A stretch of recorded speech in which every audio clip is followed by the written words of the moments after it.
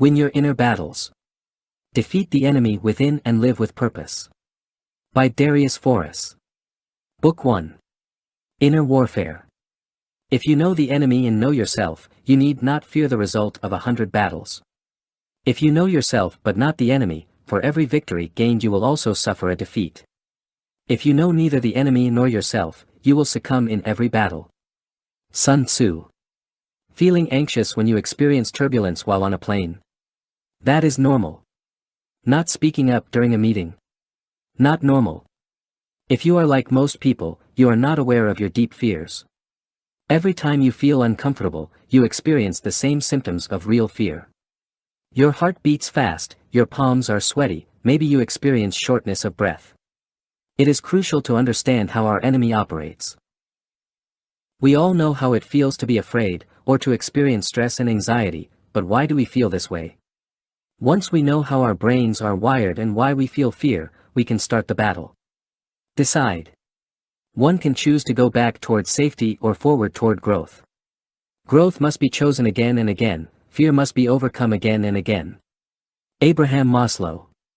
Everyone on this planet dreams of becoming someone or achieving something. I've never met a person who didn't have dreams of becoming or achieving something when they grew up. But most of us fear to follow our dreams because fear stops our journey toward success. Success has a different meaning for every person. The definition of success I use in this book is not related to money, however.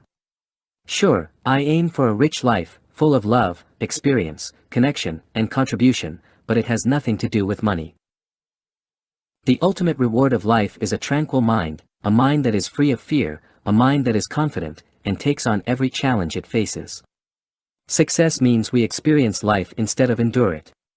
Life does not have to be a struggle. But fear makes us suffer an inner war. Fear once served as a mechanism that protected us. Nowadays, fear has turned into our enemy and it rips us of our freedom. When most people run into a roadblock, they quit. What is it that you want? What are your goals? What are your dreams? Many of us won't even begin the journey toward their goals because they are too afraid to start. Ralph Waldo Emerson put it best, fear defeats more people than any other thing in the world. But what if I told you that it is possible to reach your goals? That you can make your dreams come true? You have to win your inner battles. Only then can you live life on your terms. Fear is the enemy within that stops us from achieving our goals and dreams. We think that achieving greatness is for the select few. We think that people have been lucky. But that's not the case. People who achieved their goals decided that they can. Life is about making decisions. And giving into fear is also a choice. So let's not wait another minute. Let's start now. Let's defeat our fears. Let's decide that we lead. Not follow. Create. Not consume. Stay positive. Not negative. Solve problems. Not complain. Bring joy. Not melancholy. Are powerful. Not weak. Let's decide that we have the courage to do whatever we want. Say no to a life that is full of stress, anxiety, pain, hurt, sadness. Embrace a joyous life without fear. You're selling yourself short when you think it is impossible to live a fearless life. We believe in the misconception that some people are born leaders, millionaires, artists. This is not true, and believing this can do more harm than we think. People who are successful and live a fulfilling life all learned how to overcome their obstacles. The night Michael Jordan was inducted into the Hall of Fame, he made a powerful statement that emphasized his fearlessness. Limits, like fears, are often just an illusion. This illustrates Michael Jordan's refusal to be controlled by fear. He sees fear only as an illusion, nothing more. We must defeat fear because it creates an inner war that hurts our confidence. This can be toxic. With too much self-doubt we will never pursue our dreams. We will become afraid to fail. Instead of chasing our dreams, we get stressful when we face difficulty on the road. We quit too early. We feel anxiety when we think about what awaits us. At the same time, we think that we deserve more and get frustrated when our life lacks substance.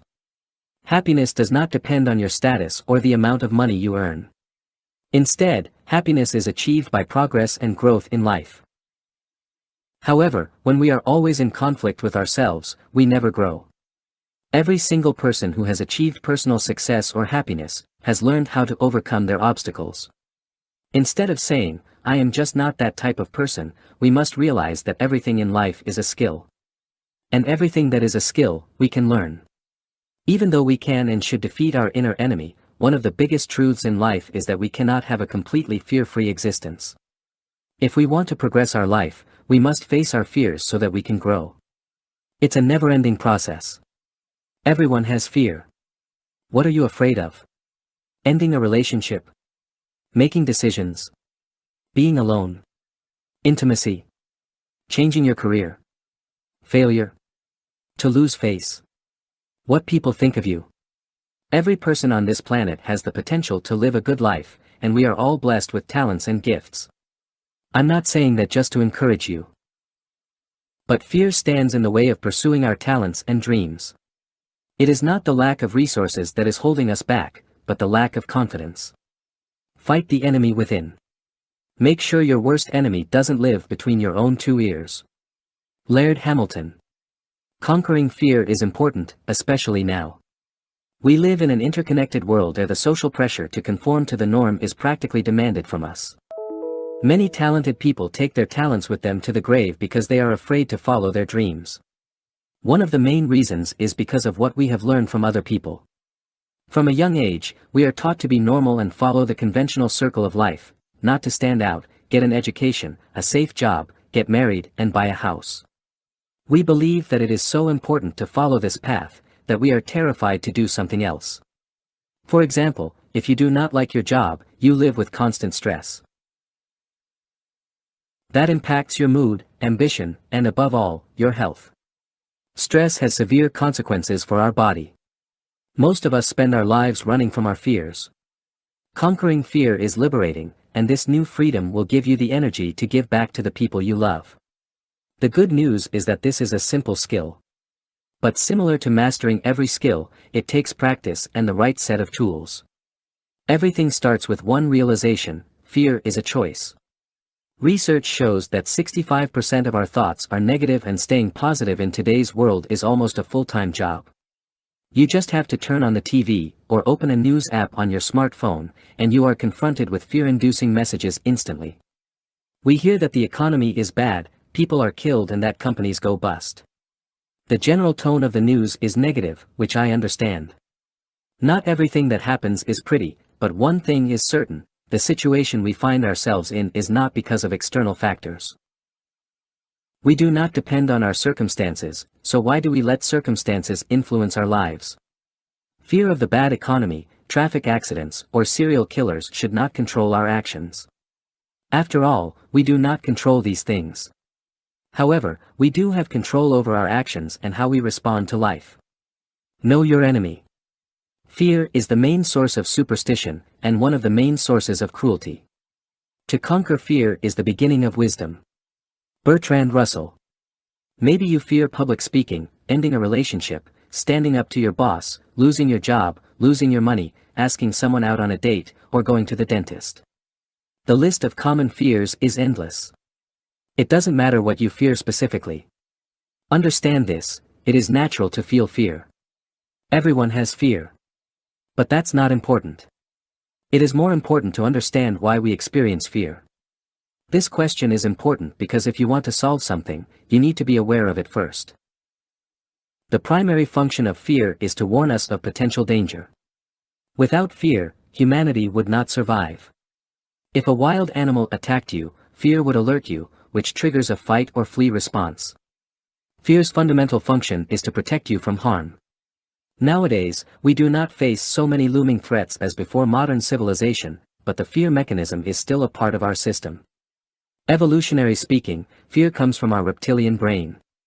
Although while we do not need fear in the same way anymore, evolution has not adapted our brain yet. It will probably take thousands of years before our fear mechanism adjusts to modern-day life. But the truth is that we no longer need fear to survive.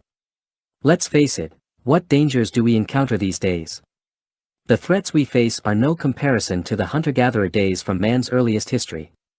In fact, life is easy, even when you compare it to several centuries ago. When we started the agricultural revolution, 10,000 years ago, people were killing each other over land every day. That continued for centuries. If it wasn't war that was killing us, it was an epidemic that would. We have only found cures for most diseases in recent history. But the days of war and widespread disease are behind us. Thousands of years of civilization have made life gradually easier. And fear is no longer protecting us but has turned into our worst enemy. Your brain can't distinguish the difference between an actual physical threat or a threat that's made up by yourself. The only thing that matters is to understand what fear feels like. Because that's the only way you can fight it, by knowing your enemy. You're at war with yourself. To fight your inner enemy, you need self-knowledge. Sun Tzu, the most well-known military strategist, put it best: if you know the enemy and know yourself, you need not fear the result of 100 battles. If you know yourself but not the enemy, for every victory gained you will also suffer a defeat. If you know neither the enemy nor yourself, you will succumb in every battle. And to know yourself better, I've created a list of 20 questions that you can use to improve your self-awareness. What am I good at? What am I so at? What am I bad at? What makes me tired? What is the most important thing in my life? Who are the most important people in my life? How much sleep do I need? What stresses me out? What relaxes me? What's my definition of success? What type of worker am I? How do I want others to see me? What makes me sad? What makes me happy? What makes me angry? What type of person do I want to be? What type of friend do I want to be? What do I think about myself? What things do I value in life? What makes me afraid? If you want to try this method, I would answer these questions with the first answer that pops up in your mind. As you can see, these are practical questions. Please don't start a discussion about how you should interpret these questions. If you do that, we still be at it 80 years from now. The truth is that everyone interprets these questions in a different way. And that's exactly the point. For example, what things do I value in life? My answer is time, family, well-being. What was your answer? You see, there are no right or wrong answers. No matter what you do, know yourself. You're both the warrior and the enemy. What makes you afraid? The purpose of our lives is to be happy. 14th Dalai Lama. Fear, stress and anxiety have a significant impact on the quality of our lives. Living with fear, stress and anxiety causes the following: living an unhappy life, long-term physical and mental impairment. It is not our purpose to live an unhappy life, full of fear, stress and anxiety. Fear is toxic. Fear is our greatest enemy. It rips us from freedom and paralyzes us. We use excuses to not face it, and we say things like, "One day I will start that company," or, "This time I will leave him, her." Remember, fear is triggered when our safety is in danger. It is a tool to avoid physical harm and death from enemies. Now, ironically, fear itself is our biggest enemy. Historically, we live in safe times, and more often we are fleeing from ourselves than from actual danger. Fear is one of the main causes people are unhappy. Not only will fear stop you from living a happy life in the present, it can also cause severe physical and mental problems in the future. Stress releases a hormone called cortisol. And cortisol harms your immune system. As a result, you will become more susceptible to disease. Researchers have also found a relationship between cortisol and diabetes, osteoporosis, and heart disease. In addition, stress and fear can cause depression, bipolar disorder, panic disorder, and burnout. People have many different fears. What do you fear? Rejection, failure, change, accidents, losing your job, switching careers, aging, being alone, losing your money, not being able to pay the bills, getting ill, losing a loved one. After a closer look at the list, you can distinguish two different types of fear. The first type is the fear of something happening to us, such as an accident or illness. Alternatively, it could be something that requires us to act, like the fear of standing up to your boss. The second type of fear has nothing to do with external factors like a boss, or a drunk driver. This kind of fear originates from our inner state, such as the fear of being rejected. The fear of failure, vulnerability, and helplessness also fall into this category. However, every type of fear we experience in our daily lives is based on one thought: I cannot handle it. We are afraid we cannot handle the challenges of life, such as rejection, failure, being alone, or losing your money. If we did think we could handle it, why would we feel fear? Fear is more of an internal fight that we must deal with, instead of battling external factors. This final thought paves the way of this book. If we believe we can handle all the challenges that life throws at us, we have nothing to fear. Instead of, I cannot handle it, say, I can handle it. This belief that you can handle everything that life throws at you requires you to look differently at fear. Fear is something that holds you back, instead of something that will protect you. With the set of tools presented in the next chapters, you can cope with the obstacles in life that cause you to feel fear, stress, and anxiety. Take responsibility. Fear defeats more people than any other one thing in the world. Ralph Waldo Emerson. Horrible things will happen to us in the course of our lives. Everyone will, or has dealt with the loss of a loved one, losing their job, serious illness, or disabilities. We will encounter things or events that cause stress or anxiety. It is a part of life. However, knowing that bad things will happen to us allows us to prepare. Moreover, the only way you can prepare is by accepting that it is not about what happens to you, it is about what you are going to do about it. If something happens to us, we can sob about what or why it happened. However, that is a waste of energy. Rather, focus on what you can do about it or what you have learned from that situation. Alternatively, when dealing with loss, focus on the beautiful things that the person has given us, and the experiences we shared and the things we have learned. Even though we have lost someone we love, we can keep their spirit alive by passing on the things we have learned from that person. You are not the victim of your circumstances. Where you are in life is not because of the economy, your education, or where you live. You are in your situation because of your choices and very likely because you give in to fear. Do not throw in the towel on your dreams because of the bad circumstances you are in. We often look at life for what it should be, instead of what it is. Everyone wants to have better luck in life. Being born in a wealthy family, with perfect looks. However, we have to live life with the hand that has been dealt to us. We have to take full responsibility for our current situation. You take responsibility by not blaming everyone else for your life. We all do this: we blame the economy, the place we live in, our family members, or our spouse. It is easy to blame someone else. If you are unhappy in a relationship, there is no point in blaming your partner by saying or doing mean things.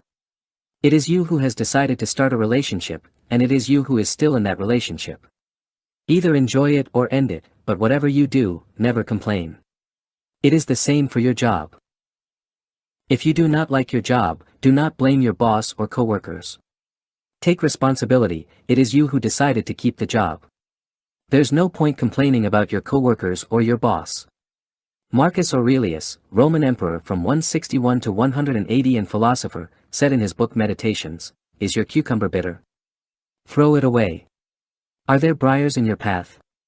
Turn aside. That is enough." It can be as simple as that. Next time you encounter a situation that does not make you happy, do one of the next 3 things. 1. Change the situation. Sometimes we can change a situation. If you have a conflict at work with a coworker, you could try to resolve that situation. By taking responsibility for what happened and proposing a solution, you can change your current, undesired, position. Remember, we can only change so much. If you work in an environment where office politics and backstabbing is the norm, it is unlikely you can amend the culture unless you are a senior manager or the CEO. In circumstances where you do not have any influence to change it, you can do the 2 following things. 2. Leave the situation. If you feel like you are in a situation that you do not like, leave it. For example, is your job making you miserable? Create a plan to leave the job. Do not storm into your manager's office and say, "I quit, you bastard." That only happens in movies. Start working on a plan and develop skills you might need to find another job. Believe in your abilities to find something else.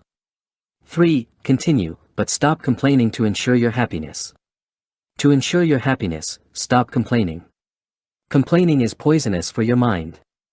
Taking responsibility means that you accept things for what they are. Once you accept something, you should not complain. However, if you do find yourself complaining, take this as a sign of not having accepted it yet. Because taking full responsibility means that you take even the negative things of your life as a learning experience. Once you have taken action, accept the current situation. We often confuse taking responsibility with blaming ourselves. When you assume responsibility, you do not blame yourself. Everyone has a voice in his or her head that is extremely critical. It goes like this: how could I be so stupid to fall for this guy? I'm such an idiot for taking shit from my boss. I knew I couldn't trust her, I'm such a loser. Do not worry, these thoughts are very common, but will become, or prove, unhealthy if you continue living in your current situation. If you start looking at life as a learning process, you will only gain from negative experiences in life. Thus, every mistake you make is part of your learning process. Sometimes we even make the same mistake multiple times. That is still fine if you do not blame yourself. You do not deserve to be punished by yourself. Do not allow your negative thoughts to hold you back from living on. Most people blame themselves so much that they eventually quit doing stuff. For instance, they stop taking risks, and consequently, stop growing. If you do that, that means the end of your personal development. Remember, it is not money that makes us happy, but progress. And without action, there is no progress. Living a stress-free life all starts with taking responsibility and requires you to not blame yourself. Analyze and improve. For it is not death or pain that is to be feared, but the fear of pain or death. Epictetus. Stoicism is a school of philosophy that was founded by Zeno in Athens.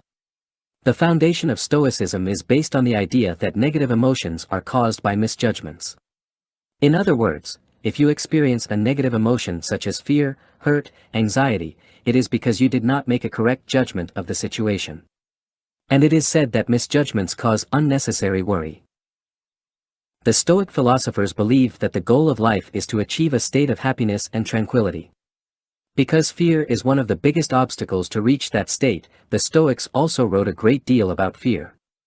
Some people think that what Stoic philosophers such as Seneca, Marcus Aurelius, and Epictetus wrote roughly 2,000 years ago, is not entirely applicable to modern society. However, we are dealing with the same obstacles that they faced. Even though Industrial Revolution and the Information Age changed many things in the world, the way that humans behave and think is still the same. Seneca, who was the advisor to Emperor Nero, and lived ca. 4 BC, 65 AD, said the following about a happy life: for what prevents us from saying that the happy life is to have a mind that is free, lofty, fearless and steadfast, a mind that is placed beyond the reach of fear, beyond the reach of desire, that counts virtue the only good, baseness the only evil, and all else but a worthless mass of things, which come and go without increasing or diminishing the highest good, and neither subtract any part from the happy life nor add any part to it. A man thus grounded must, whether he wills or not, necessarily be attended by constant cheerfulness and a joy that is deep and issues from deep within, since he finds delight in his own resources, and desires no joys greater than his inner joys. Seneca's quote is from roughly 2,000 years ago. This highlights that every single problem or issue that we face already happened to someone else in history. Your problem is not unique. Our misjudgments of situations often cause unnecessary fear or anxiety. Without having all the facts, we jump to conclusions and decide that something is stressful or is a problem. If we would only say to ourselves, "This situation makes me feel anxious." However, we make things even worse than they are by running and hiding from our fears, which causes even more anxiety. Our imagination goes wild, and before we know it, a small problem is turned into a mountain that we cannot climb. Do not worry about what you cannot control. There are many factors in life that we cannot control. Think about the weather, traffic, economy, terrorist attacks, accidents, death, etc. However, we do end up complaining and worrying about the things we simply cannot control. That is a waste of time and energy. Instead, focus on the things that you do control. Imagine the following situation: you make a mistake at work that upsets a client. Maybe you send someone a wrong email. Maybe you forget to solve a problem. It doesn't matter what it is. Imagine that something goes seriously wrong at work. What do you do when you find out? Do you stress out? Feel uncomfortable? Blame yourself? Blame others? Think it's the end of your career? When things go wrong, we become our own worst enemy because we focus on things we don't control. It's one thing to read about these things. It's another thing to actually put it in practice. Because when shit hits the fan, it's natural to panic. Instead of thinking, take a step back, and focus on what lies within your control. Something else that causes us stress is worrying about what other people think about us. Thinking about these things is a waste of time and does not help you at all. About this, Marcus Aurelius wrote the following in his book Meditations: when you wake up in the morning, tell yourself, the people I deal with today will be meddling, ungrateful, arrogant, dishonest, jealous and surly. They are like this because they can't tell good from evil. But I have seen the beauty of good, and the ugliness of evil, and have recognized that the wrongdoer has a nature related to my own, not of the same blood and birth, but the same mind, and possessing a share of the divine. And so none of them can hurt me. No one can implicate me in ugliness. Nor can I feel angry at my relative, or hate him. We were born to work together like feet, hands and eyes, like the two rows of teeth, upper and lower. To obstruct each other is unnatural. To feel anger at someone, to turn your back on him, these are unnatural. People can only hurt you if you let them. Worrying about what other people say or think about you means that you let them. Live your life the way you feel is right and do not worry about what other people say. Do not let them hurt you. You cannot control what people think of you. What do you control? Essentially, we only control our own actions and mindset. We determine our desire, attitude, judgments, determination. That's about it. Anything else, we have no control over. So it makes no sense to worry about things that are not on that list. That's a simple Stoic philosophy exercise. Something that has existed for centuries. And the best thing is that you can immediately apply this to your life. Next time you catch yourself worrying about a situation, focus on the things you control. What counts is that we do the right thing because that is all we can do. We don't control outcomes. Do you see? Made a mistake. Correct it. Something goes wrong. Find a solution. Also, never be surprised when bad things happen. But rather expect them to happen. In that way, you will never be caught off guard. Instead, accept it and then focus your energy on finding a solution. Always keep a positive mindset. If you want to live a purposeful and productive life, the most important thing is consistency. Achievement is not about eureka moments, your big break, pulling off all-nighters, or drinking Red Bull all day. If you want to achieve things in your life, it's about aiming for daily progress. You want to exercise, read, work, learn, study, every single day. Remember this, inconsistency is the enemy of results. And that's why I practice Stoic philosophy to improve my mental toughness. I don't want ups and downs because that hurts productivity. Instead, I want to progress 0.01% every day of the year. And that's a very realistic goal. Try it and maybe it will change your life too. What's the worst that can happen? Analyzing a situation that causes stress or anxiety begins with asking yourself the question, what is the worst thing that can happen? Chris is one of the people I coach to defeat his fear. His biggest fear is to lose his job. He works in a psychiatric hospital as a care assistant. Chris recently found out that the hospital has fired some of the staff, as the result of decreasing government funding. I really like my job, and I do not want to lose it, said Chris in our first coaching session. Apart from the danger of losing his job, Chris and his wife just had their second baby. Many things are happening in his life. I asked Chris, what's the worst thing that can happen, and he said, I can lose my job. And I asked him, I have to go and find a new job. Is that a bad thing? I asked Chris. Well, it is not the end of the world. I have found jobs in the past, and I am pretty good at my job. So I guess it is not a bad thing. After getting all of the facts straight, the worst that could happen was that he could lose his job, get severance pay, and the hospital would probably help him find a new job. Moreover, he did not think that finding a job is the end of the world. Thus I asked Chris, why do you even worry? He laughed and said, I do not know, I guess it is the paranoia that is caused by my coworkers. Not all of them are great employees, you know. I think they are terrified of finding a new job. I would not even want some of them as my employee if I were a manager. Unfortunately, this is often the case. Other people who have their fears and insecurities project them willingly or unwillingly onto us. They project doubt into our minds. Next time when you face a stressful situation, ask yourself the same question I asked Chris: what is the worst thing that can happen? We find out that the worst thing that can happen is not that bad after all. At a certain stage in life, we all had to find work. For people who want to end a relationship, we have all been single in the past. You will survive. Visualize. Once you have figured out what the worst thing is that can happen, envision that it will happen. Research shows that visualizing triggers a real response in your brain. In fact, when you visualize that something bad happens, your brain thinks it actually has happened. Your brain is not good at distinguishing whether something really happened or not. Consequently, your brain triggers a similar response when you imagine something. Visualization is an extremely powerful tool, used by the most successful people on earth. Boxer Floyd Mayweather Jr. is notorious for visualizing his fights in advance. Until now, the undefeated boxer has won 48 fights in his career and is widely considered to be the best fighter of all time in his weight class. After his fight with Manny Pacquiao in May 2015, deemed to be the bout of the century, Mayweather said, "I knew I had him from round one." It shows that Mayweather visualized himself winning way before the fight. When the actual fight came, he knew he would win. Again, after the fight, Mayweather was calm, since he knew he would win from the outset.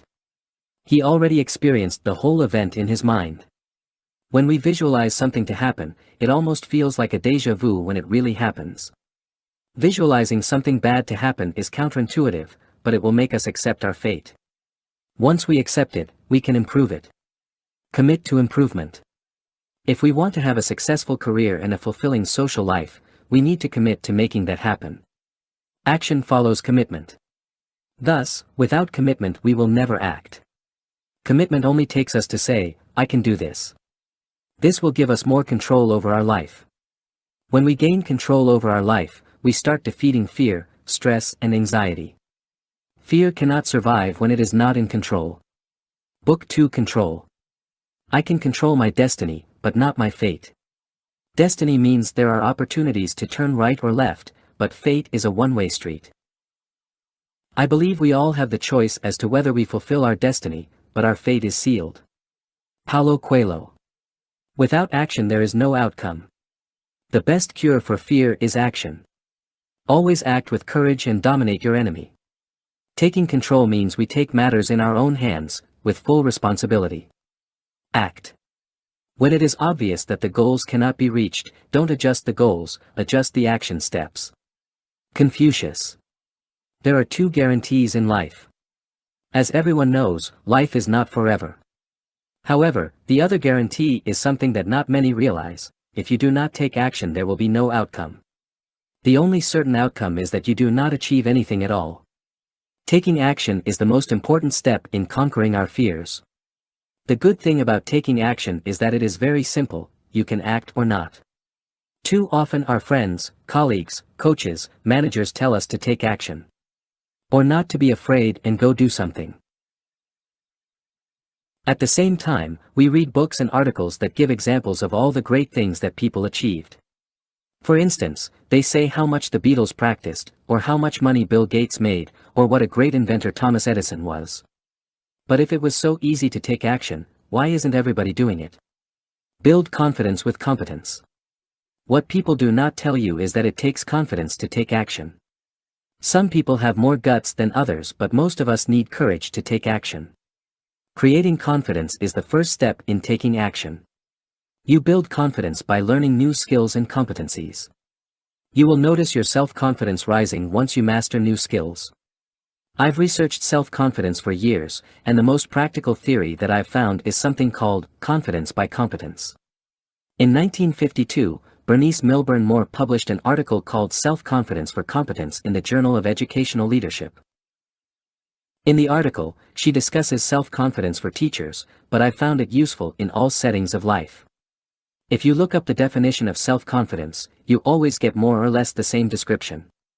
Moore describes it as a trust in self, a faith in one's ability to be able to meet situations as they may arise. But more importantly, she says, self-confidence without competence is of as little use as is competence without self-confidence. It means this: going to business school is competence. But using your business competence to lead a company is self-confidence plus competence.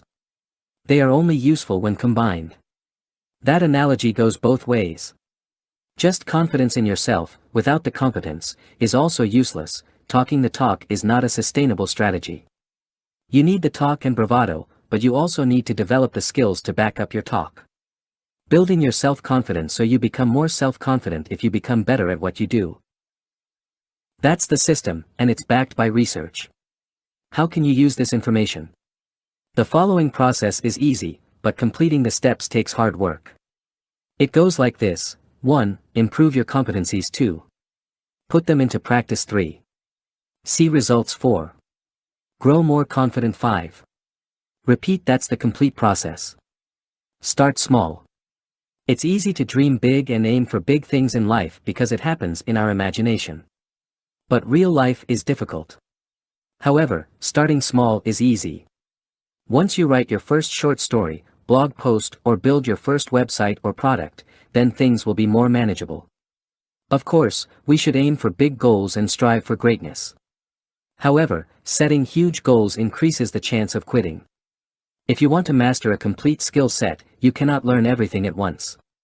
Tim Ferriss mentions in his book The 4-Hour Chef, that if you wish to become a master chef, you should just focus on cooking. When you have to spend your energy buying groceries, doing the dishes or anything else related to cooking, you are more likely to give up.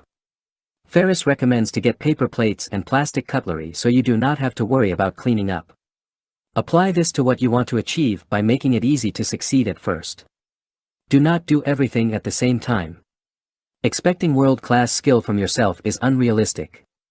For instance, if you want to apply the things you learn in this book, it is easier to apply them on one aspect of your life first. If you focus on your personal life first, it is easier to correct the mistakes you make. It is impossible to learn something without mistakes. Also celebrate the small wins and give yourself a pat on the back when you manage to control your emotions next time when you feel stressful. Breaking up your learning process in small steps is a good way of building confidence while developing your competencies. Stop wasting time.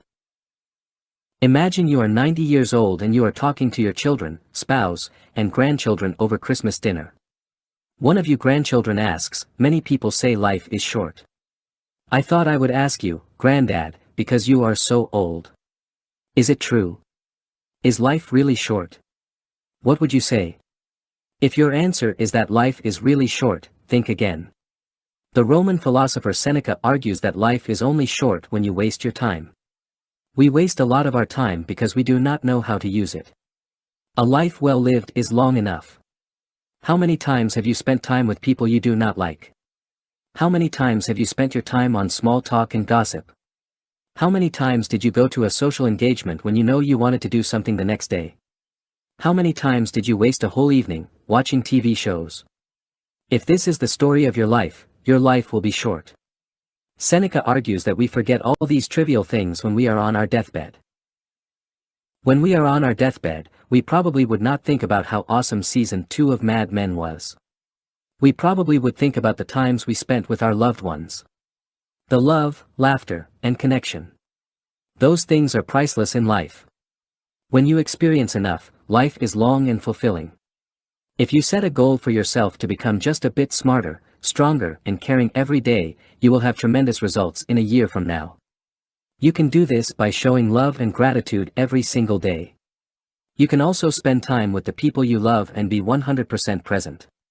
Give them your full attention and do not spend time on your smartphone. You can read for 30 minutes, every day.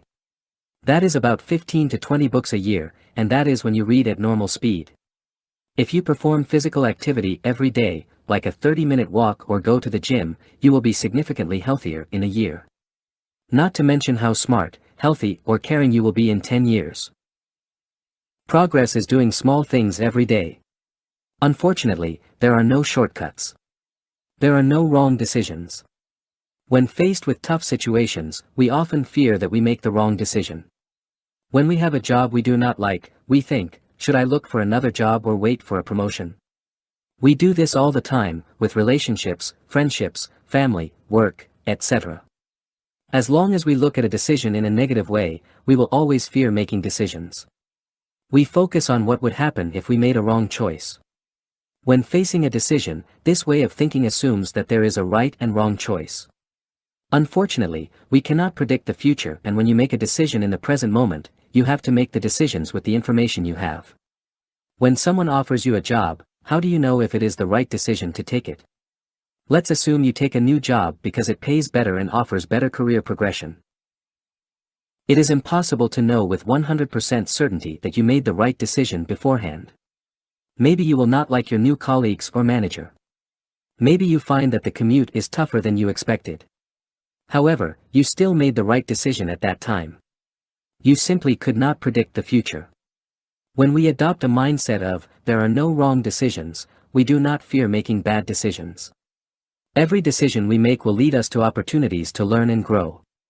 Regardless of the decisions we make, we simply cannot lose. If we lose our job, we are forced to find something else. We might meet the love of our lives at the job you were forced to find. What would happen if you were not fired? You probably would find her anyway, just not at that new job. This is win-win thinking. Every path we take offers valuable experiences. We just have to have faith that irrespective of which decision we make, our destination is the same. Everyone has a purpose in life, which path we take is up to us. Regardless of the path we take, we have to enjoy the experience and not fear that we made the wrong decision. That will cause us unnecessary stress and anxiety. Learn from everything. We are too hard on ourselves and we think that mistakes are bad. The only thing worse than making a mistake is not learning from it. Everyone makes mistakes in life, so there is no point in blaming yourself, or worse, blaming others. Instead, learn from everything you experience and make it your goal to learn. Learning contributes to our progress. The more we learn, the more competencies we develop. More skills imply more self-esteem, and less stress and anxiety. The keys to life are learning, progress and growth. Once we achieve that, we achieve success. Give and do not expect anything back. When we do someone a favor, people often do not show us gratitude. We feel offended or frustrated when this happens. We feel this way because we often convey kindness with the expectation of gratitude. However, people tend to be ungrateful. Dale Carnegie wrote the following in his book How to Stop Worrying and Start Living, about thoughtless people. It is natural for people to forget to be grateful, so, if we go around expecting gratitude, we are headed straight for many heartaches. In the same book, Carnegie even gives a shocking example of ungratefulness. He writes about a selfish lawyer, Samuel Leibovitz. Leibovitz had saved 78 people from going to the electric chair in his career. Not one of them took the time to thank him. 0 out of 78. Next time we perform an act of kindness, give because of the joy that giving brings us. Marcus Aurelius put it best, I do what is mine to do, the rest does not disturb me. We have to do what is right, and not worry about whether people would recognize it. Say no. There was never any fear for me, no fear of failure. If I miss a shot, so what? Michael Jordan. We believe that we always have to say yes to opportunities. We fear that saying no leads us to miss out on money, fun, and other experiences. However, by always saying yes, we do not value our time. Blindly, we say yes to everything that comes our way. We often do not look at saying no as a skill or something that is essential to success and happiness. If we are at work and our manager asks us to hand in a report before the end of the day, we say, sure thing.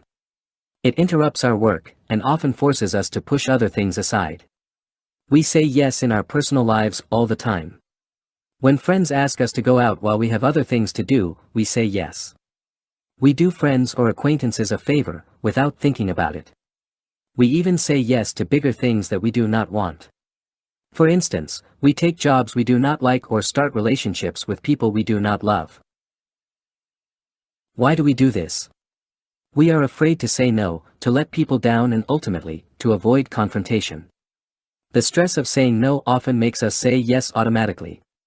When we say yes reluctantly, we complain or blame ourselves, why couldn't I just say no? Moreover, with relationships, we are afraid that if we turn down an opportunity to settle down, another one maybe will not show up. We see this often with relationships at work. When you spend enough time with a person at work whom you feel, even slightly, physically attracted to, it is easy to start a relationship. When you start a relationship, you cannot, kind of, want it. No, you should be in love. Other people's expectations. Learning to say no can save us much time and stress. While we are afraid that we have to let people down, the opposite is true, people will start respecting you more when you start saying no. People perceive that as a strong character trait. It is time to stop doing things in order to live up to other people's expectations. You do not have to do things you do not like. If you do not start saying no, and keep doing things you do not want to do, you begin to dislike the same person you are trying to please. Saying no not only benefits you, but also shows that you think about others. If you say yes to a night out with your spouse, while not feeling like it, you probably will not be in a great mood. It is not fair for your spouse if you are not mentally present. If you rather go out the next day because you are tired tonight, just say so. Your partner will respect you for that. If she does not, we have to explain why we say no. So encourage them to say no when they do not want to do something. One of the reasons we find it difficult to say no is because we want to conform to other people's expectations. Sometimes we have to make decisions that will influence our life's outcome. In those cases, you cannot be afraid to say no. When parents expect their children to go to university, the children often give in to the pressure. We are all unique and have things we want from life, so asking people to do something they do not like is not fair, no matter how badly you want it. If you do not wish to go to university because of a good reason, then do not enroll. We have to follow our passion and create our own path. Eliminate noise. We should say no to everything that is noise. In his book Essentialism, Greg McKeown explains that the disciplined pursuit of less allows us to regain control over our choices. McKeown writes that many successful people in history were essentialists, people who can separate the essential from the non-essential in life. Saying no illustrates what you consider essential. Everything you say no to automatically is noise. About the importance of saying no, McKeown says, yet as hard as it can be to say no to someone, failing to do so can cause us to miss out on something far more important. When we want to live a stress-free life, we have to choose no. Saying blindly yes to invitations from our colleagues, friends, or family causes stress. We often regret saying yes for days.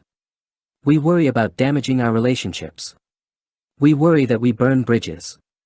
We worry what people would think if we say no. But the truth is that we live in an abundant world, and by saying no you do not miss out on anything. The world is full of opportunity and beauty for you to enjoy. We think we are not good friends or colleagues when we say no. However, that is not the truth, and you are not a bad person when you say no.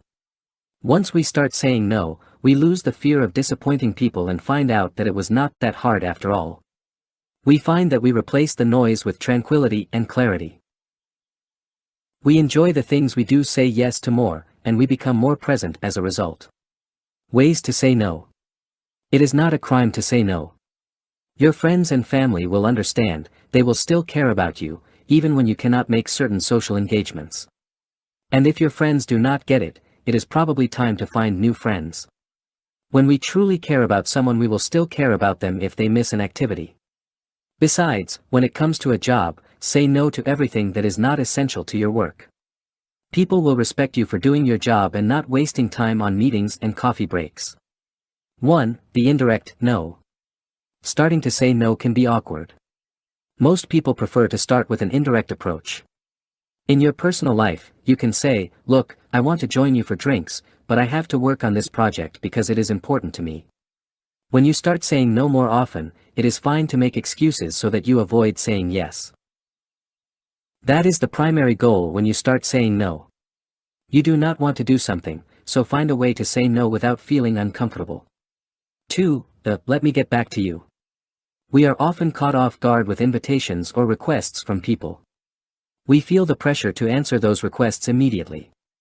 Next time when you are caught off guard, often by phone or in person, tell them, I just have to look at my calendar, let me get back to you about that. Alternatively, we can say that we have to discuss it with our spouse or family first before we can answer. 3. The conditional yes. You do not always have to say no. When your boss asks you to collect information before the end of the day, you cannot say no to that. What we can do is to force our boss to prioritize. If you work in sales, for example, you can say, I can give you the information, but that means that I cannot make the 10 calls we agreed on today. Is that all right? With this conditional yes, we force people to prioritize. It shows that you have other things on your plate. 4. The direct no. Once you are comfortable with saying no more often, you can take the ultimate step in mastering saying no. We give people excuses of why we cannot do something. We say that we cannot have lunch because of a doctor's appointment. We feel socially awkward just to say, I cannot make lunch this week. When you have mastered saying no, you stop giving excuses and start to say no firmly. Practice makes perfect. You are who you spend time with. Jim Rohn, successful entrepreneur and author, said that, you are the average of the 5 people you spend the most time with. By now, this is common knowledge. It also has proved to be a common belief to many of the greatest minds. For instance, successful people like Tim Ferriss, Peter Thiel, Elon Musk, have all mentioned in interviews that you should be picky with whom you spend your time. Human beings are social animals, and people have a massive impact on us. When you spend time with people who are negative, you will become negative as a result.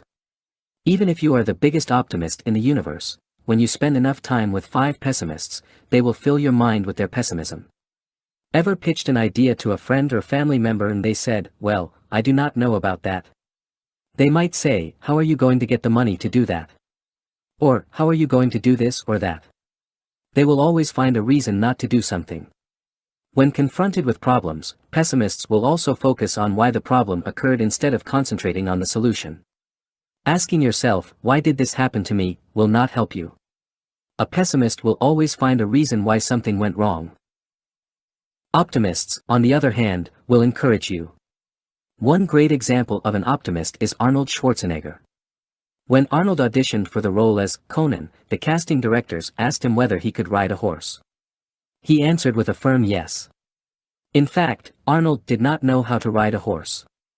Nevertheless, he got the role, and he learned how to ride a horse in time before they started shooting the film.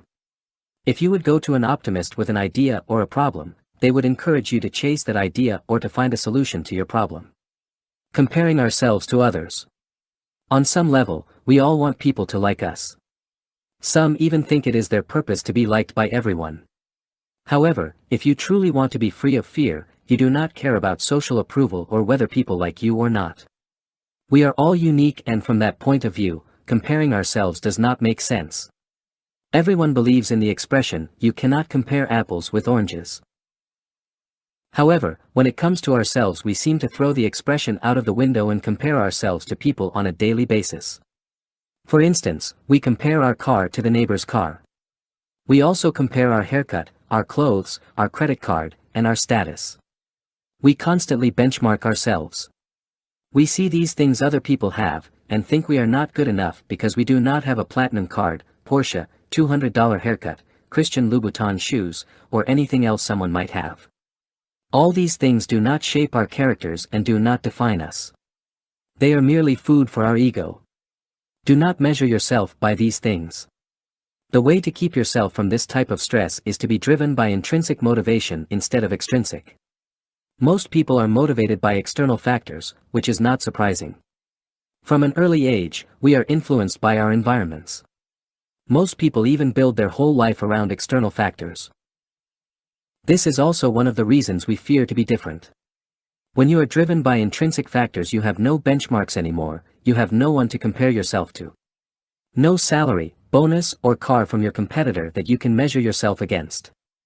This does not mean that we should never look at others. In fact, I encourage you to observe other people in order to learn, be inspired, or get motivated by them. Think about what you value in life and pursue that. Making small or big decisions based on external factors is the recipe for disaster. Similarly, you should not automatically copy other people's behavior. The following is essential in this context: if you see yourself as a unique person, it is impossible to compare yourself to anyone else.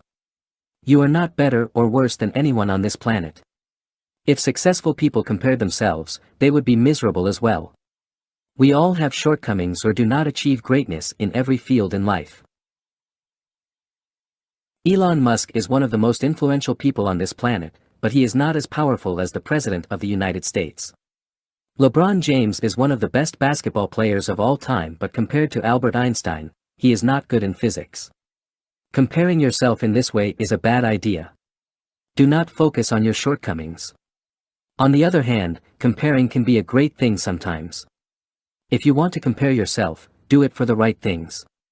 Never be disappointed when you compare yourself to others.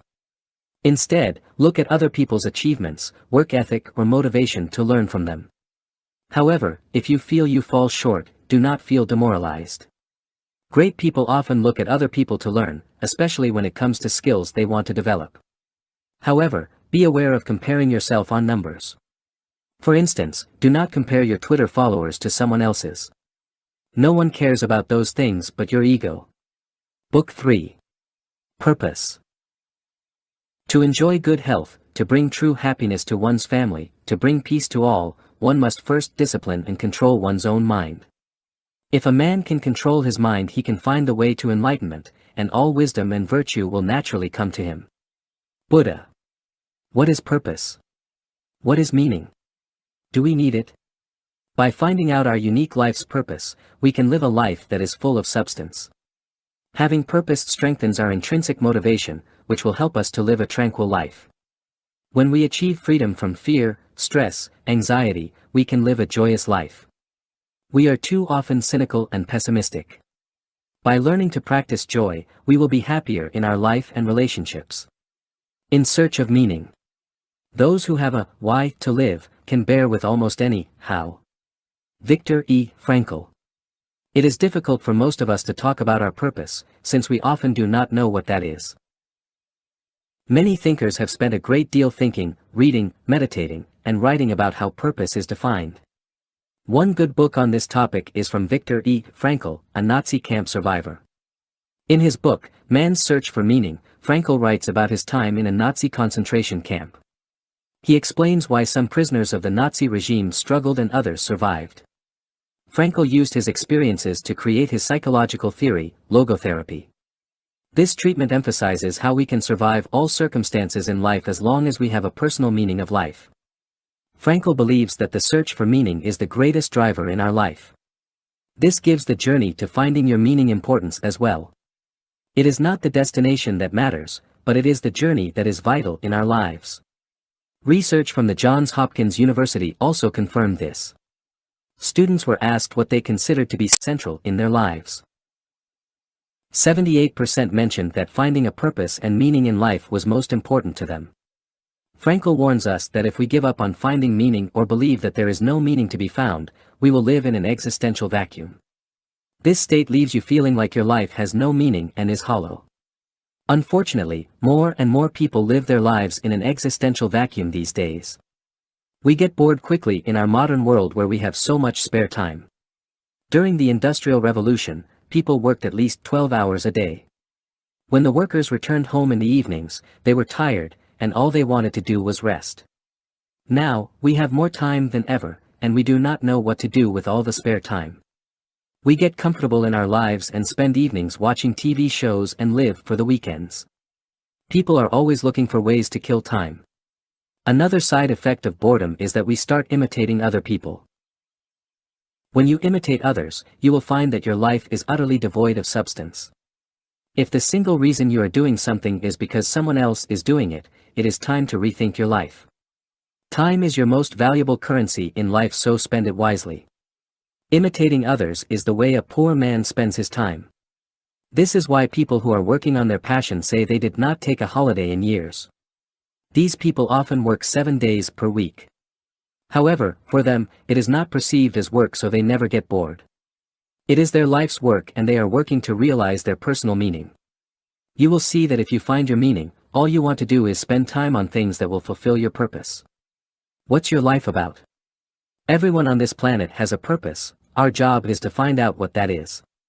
Some people are destined to be great mothers or fathers. Some people are destined to be artists.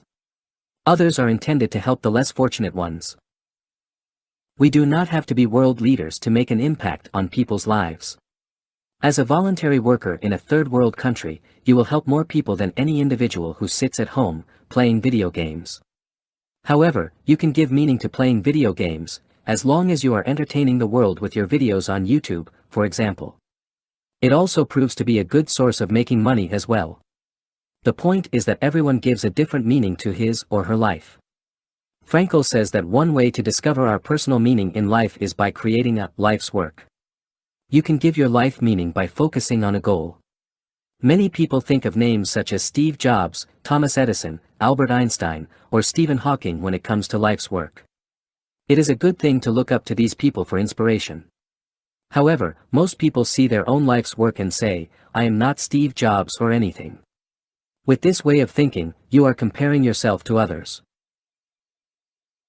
Your life's work can be raising your children in the best way possible. Your life's work can be to inspire children to read literature as a teacher. Your life's work can be writing children's books. No one expects you to cure cancer. However, if you feel like you can, do not think you cannot find a cure. Simply look at what you value most in life and make that your life's work. When it comes to finding our purpose, some people argue that you first need a purpose to make the right decisions in life. I do not agree with this notion, since how we act towards finding our meaning is more important than having a meaning. It is impossible to find a general meaning of life, for the purpose of your life depends on your decisions. So why do you exist?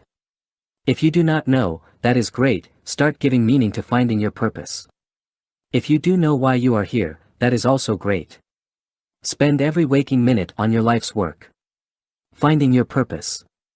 Remember, purpose is a decision. No one is born with purpose. It's something we decide. Here's a question for you, what are you? I'm not talking about your job title. What's your life about? Answer that, and you will have your purpose. But most of us don't have the answer to that simple question. We tend to overcomplicate things. But it's actually very simple. Will Smith put it best when he was asked about this subject in an interview: just decide what it's going to be, who you're going to be, how you're going to do it. Decide. Go out. Do it. And don't look back. If you lack inspiration and can't answer that question, you need more input. You can't expect to get output, purpose, without input.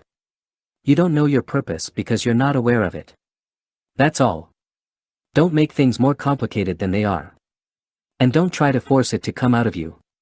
Here are 2 ways to stimulate input. 1. Expose yourself to different things. Read about stuff you've never considered. Travel. Hang out with different people. The more you broaden your mind, the more information you get. New ideas are a blend of existing different ideas that you're exposed to. 2. Manage stress and anxiety. Chronic stress and anxiety prevent your mind from thinking clearly, focused, and in a relaxed way. Those are key ingredients of getting new insights. So before you think about finding your passion, deal with stress and anxiety first if you're having a lot of it. Instead of consciously thinking about your purpose, you can try an indirect approach. Just realize that your purpose is inside of you, it's just afraid to expose itself. You must trust that someday it will seemingly appear out of nowhere. When that day comes, make a happy dance, celebrate, whatever, but the next day, wake up and start working on your purpose. Practice presence and happiness. If you want happiness for an hour, take a nap. If you want happiness for a day, go fishing. If you want happiness for a year, inherit a fortune. If you want happiness for a lifetime, help someone else. Chinese proverb. Happiness is a skill. Mastering that skill starts with managing your thoughts. People believe that you cannot influence your thoughts. Do you think about the past all the time? You're not the only one. In fact, most people's thoughts are similar to cinemas that play old movies over and over again. What will you accomplish by replaying a nasty breakup in your mind? Or, that one time when your manager yelled at you? That is in the past, and you cannot do anything about it.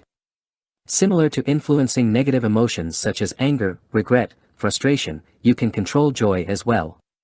We think that our emotions determine our mood. That is only true to a certain extent. It is also true that we influence our emotions by our thoughts.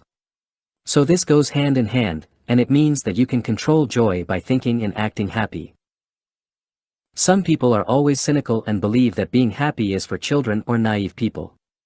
They are utterly sad and often argue that they are being realistic instead of pessimistic.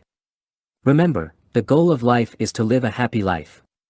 Being cheerful makes life 10x better than it is. Next time when a negative person or a bad situation confronts you, do not worry about it for too long. Instead, always focus on the positive things. Even if you are in a situation you do not enjoy, try to think of something you do like about that situation. For example, when you lost a loved one, think of all the beautiful memories you have of that person. When you are stuck in traffic, which causes you to miss an important meeting, enjoy some of your favorite music or listen to an audiobook in your car. There are many things in life you simply cannot influence. So, instead of worrying about them, see the good in bad situations. Being negative is easy and everyone can be cynical. However, staying positive is more difficult and requires persistence. When we adopt a positive mindset for our life, we start creating our reality. Using positive thoughts makes us strong, while negative thoughts make us weak. Dealing with obstacles becomes easier when you believe that there is always a solution, regardless of the severity of your situation. If you think you cannot find a solution, chances are you will be unsuccessful. However, when we commit to a positive mindset, we empower ourselves, which eliminates fear, stress and anxiety from our lives. Enjoy the moment. By focusing on the present, you can ignore the past or future. Many want to find inner peace and turn off the voice in their head. By being fully present you can achieve a state of mind without worry. Living in the present will also free you from any fear. Because there is no fear when you truly live in the moment, unless a tiger is charging at you at this very instance. Our most common fears concern things or events that might happen in the future. We tend to live our lives in the past or the future. If you are not worrying about what might happen, you are either reminiscing or regretting the past. When you do this, you neglect the present. When you are physical with your spouse, but your thoughts are with work, you are not present. Your partner deserves your full attention. The present is important because life does not occur in the past or future. Things happen before our eyes and if we do not pay attention, we miss a moment that will be forever gone. Events occur in a flow of present moments. Even when you replay a feeling from the past, that feeling was once experienced in the present, therefore, when you say that something happened in the past, that is not true. When something occurs, it always happens in the present. Your memories also occurred in a moment that once was the present for you. Worrying about the future or dwelling on the past will yield nothing, whereas living in the present moment does. If you manage to live in the present moment, you will experience neither stress nor anxiety. There is no reason to fear something that has not happened or regret something from the past. You have no control over those things. Similarly, worrying about looming deadlines can create excessive anxiety. Instead, focus on solving one part of the problem at a time. By deconstructing your challenge and dealing with them step by step, you take care of your problems in the present moment. You might wonder, how can you enjoy the moment when something bad occurs to you? If something happens that causes stress and pain, that is very real and it happens in the present moment. Eckhart Tolle writes, in his book The Power of Now, that the stress you experience when something bad happens is self-created inner resistance to external factors that we cannot change. As a result, we experience pain because we are unsatisfied and powerless about a situation. When we experience a situation that frustrates us, we feel anger, and that anger will constrain our ability to think rationally. This frustration will in turn lead to more stress. We say things like, how could I let myself go like that? This thinking pattern is a negative cycle that will lead to more stress and anxiety. Mental suffering is always self-created and comes from inside yourself. That means you can also decide to stop it. Life is not meant to be suffered. It's meant to be lived, enjoyed, loved, and truly experienced. Stop feeding your ego. The main thing that stands in the way of practicing happiness is our ego. Our ego controls our thoughts and behaviors, without us realizing it. Most people are not aware of their ego, which makes it difficult to control their happiness. Ego is also a problem in relationships. What is more important in your relationship, winning arguments or true love and connection. With many relationships, it looks like winning arguments is more important than love, connection, affection, support, and having a good time with each other. Next time when you are getting into an argument, stop and ask yourself whether you or your ego is having the argument. Stop thinking. Once you realize that your mind and ego are causing you stress and anxiety, you need to separate yourself from both your mind and ego. The way to detach yourself from your thoughts and ego is by becoming fully conscious of your mind. Your mind is more powerful than you think. If we do not understand it, our mind will control us. You can detach yourself from your ego by observing your mind and thoughts. The following exercise helps you to achieve this. 1. Remove yourself from your thoughts after you are finished reading for today. Start with observing your thoughts from a third-person perspective. Picture yourself looking at what your mind is thinking. Just observe when your mind wanders off to the past or future. 2. Accept your thoughts. Do not judge your thoughts. This exercise is all about observing. You will notice that you are almost constantly thinking about something, and nearly 90% of those thoughts are about the past and future. This voice in your head is a massive cause for your self-inflicted stress and anxiety. Now, accept that your voice exists and know that you do not have to follow it. 3. Ignore your thoughts. Instead of following your thoughts, stop yourself when you notice that you are being unreasonable. Otherwise, you end up like a dog that is chasing cars. For example, when you agreed to have a call with your friend at 7 p.m., and she does not call you, do not judge her. Stop following your thoughts. She might be in the middle of something, you do not know the reason she has not called you yet, so do not worry about it. Eventually, you will find yourself in control of your mind, and this will make you stop thinking about the things you cannot change or trigger worry. Set goals. The greater danger for most of us isn't that our aim is too high and miss it, but that it is too low and we reach it. Michelangelo. I have a love/hate relationship with goals. I hate goals because they cause tunnel vision. I love goals because they give you a sense of direction. The most important thing about setting goals is that it's not about achieving the goal. It's about the process that leads you to the goal.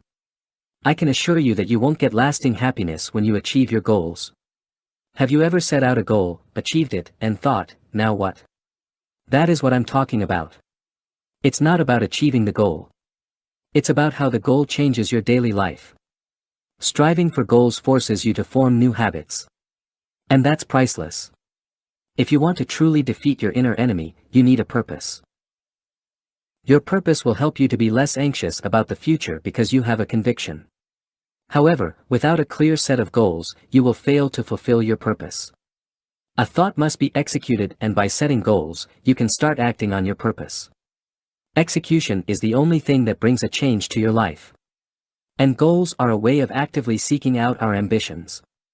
Before starting to chase your dreams, start by defining your goals as precisely as you can. If you do not have goals, make them up. Everything is better than having no goal at all. Even if you do not know what you want to do with your life, you have a goal. That is to find out what you wish to do with your life. Some people say, I am not an ambitious person. No one is born with ambition or predefined goals. Ambition is a conscious decision to pursue growth in life, through experience or achievement. Even if you have a purpose, without goals, your life is still aimless because your destiny seems so far away or intangible. Goals are made up, and if other people can make up goals, then you can do it too. When set correctly, goals will guide you to your destination. For example, if you want to change your career, set clear goals for yourself. Ask yourself questions like, what does my ideal job look like, and, when do I want to quit my current job? By asking these questions you find out what your path looks like. From the answers to those questions you can set goals. For instance, I want a job with enough freedom to express my creativity.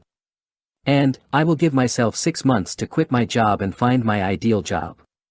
Another reason we set goals is because we cannot just sit around and hope that something good will happen to us. Hope is not a strategy. Hope is for people who have high expectations but are not willing to do anything to make their dreams happen. After all, it is easy to do nothing. Reaching your dreams requires determination, and achieving your goals is tough. You will be rejected, you will fail. However, you cannot give up, for every setback teaches you something. And when you do complete your goals, the victory will be greater. 5-step method for setting goals. 1. Be precise. I want to be rich is not a specific goal. You should decide how much money you exactly want to make. For instance, if you wish to lose weight, you should decide exactly how much you want to weigh. 2. Think big. Do not play it safe. A life that is played safe is not a life worth living. Remove all limits you have in your mind and think about what you truly want to achieve. We are our greatest enemy when it comes to goal setting. The voice in our head says, "That is way too outrageous, too quickly." Turn that voice off and always aim high with everything that you do. 3. Set a deadline. It is important to determine when exactly you want to achieve your goal. A goal is pointless if you will achieve it someday. If you want to move to New York City one day, mark a day in your calendar. For example, June 1, 2018, move to NYC. Otherwise, your goal will float somewhere in the undetermined future. Chances are you will never accomplish a goal that has no deadline. In addition, looking at the date on your calendar motivates you to work toward your goal. 4. Decide what you will sacrifice. Achieving goals without sacrifice is a myth. You cannot lose weight and eat whatever you want, whenever you want. You have to make concessions. Think about things that you have to sacrifice. You do not have to give up everything to accomplish your goals. If you wish to lose weight, you can eat whatever you want on your cheat day. Commit to what you want to sacrifice and mentally prepare for it. For instance, if you aspire to be a musician, chances are you have to travel to perform. Thus, mentally prepare for not seeing your family and friends all the time. 5. Write down your goal and action plan. Write down your goal in clear and short sentences. Your action plan does not have to be detailed when you are setting your goal. It needs to contain steps that you will take to achieve your goals. It can be as simple as, read a book per week. Type of goals. Apply the specified 5-step method for setting financial, personal, learning, and health goals. Financial goals. Calculate the exact amount of money you need for the lifestyle you desire. Do you want to go on a holiday 4 times a year? Calculate how much that will cost as accurately as possible.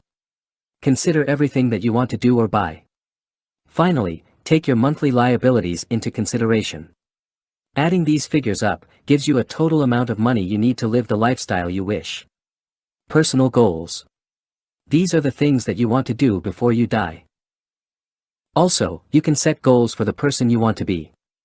We decide what kind of person we want to be. The person we are is completely in our control. Think of Marcus Aurelius, emperor of the Roman Empire. His goal was to always do the right thing and treat people fairly. Learning goals. Knowledge is the starting point of every challenge you take on. Many confuse knowledge with school. While school often teaches us things we are not interested in, we should take personal responsibility for the things we learn and are curious about. This has nothing to do with school and is a commitment to lifelong learning. Knowledge is one of the most important aspects of human evolution, if not, the most important. Knowledge is what helps us survive and adapt to any threat we face. We can learn from the mistakes that others made through books. People learn in different ways: documentaries, books, school, audiobooks, podcasts, mentorships, or interviews. Find out how you learn and set goals for what you want to learn and how you are going to do it. Health goals. This is about the body you want and the physical condition you want to be in. With a healthy body and mind, you can take on every challenge that you face. Dr. John Ratey shows in his book Spark, how regular exercise can lower the chances of atherosclerosis, diabetes, and depression. Additionally, regular exercise improves your immune system so you are less susceptible to diseases. We have been given a body, and it is our job to develop and maintain it. What to do when you fail to achieve your goals. Goals are perfect for setting direction. But they will not do the work for you. To get work done on a daily basis, you need to rely on a system. The benefit of a system is that it cannot fail. Do you know that feeling of setting goals and not achieving them? It is not a good feeling. We feel defeated and worthless. That's why I'm an advocate of backing up your goals with a system. A system is nothing more than a recurring process. Create a daily recurring process that will bring you to your goals. For example, want to get rich? Add value to other people's lives. Want to get recognition? Do great work. Want to win a race? Train hard. Want to be happy? Don't take life too seriously. In the end, only you can create a system that supports your personal goals. Now that you have the tools, you can create your own system. Having a system and focusing on the daily progress will prevent you from forming tunnel vision. Because sometimes, it's easy to stare yourself blindly on a goal that you've once set out to achieve. For example, a lot of people want to make $1 million a year. It's something that's popularized by modern culture. But why do you want $1 million? If you keep focusing on that goal, you might get yourself into a situation that you don't like. You might say yes to work that does not align with your values. And you might get a lot of stress because of that. The question you want to ask yourself is, why am I striving for a goal? And you ask yourself that regularly. Otherwise, you risk achieving goals that will not improve the quality of your life. Even when you do achieve your goals, do not expect fear to go away.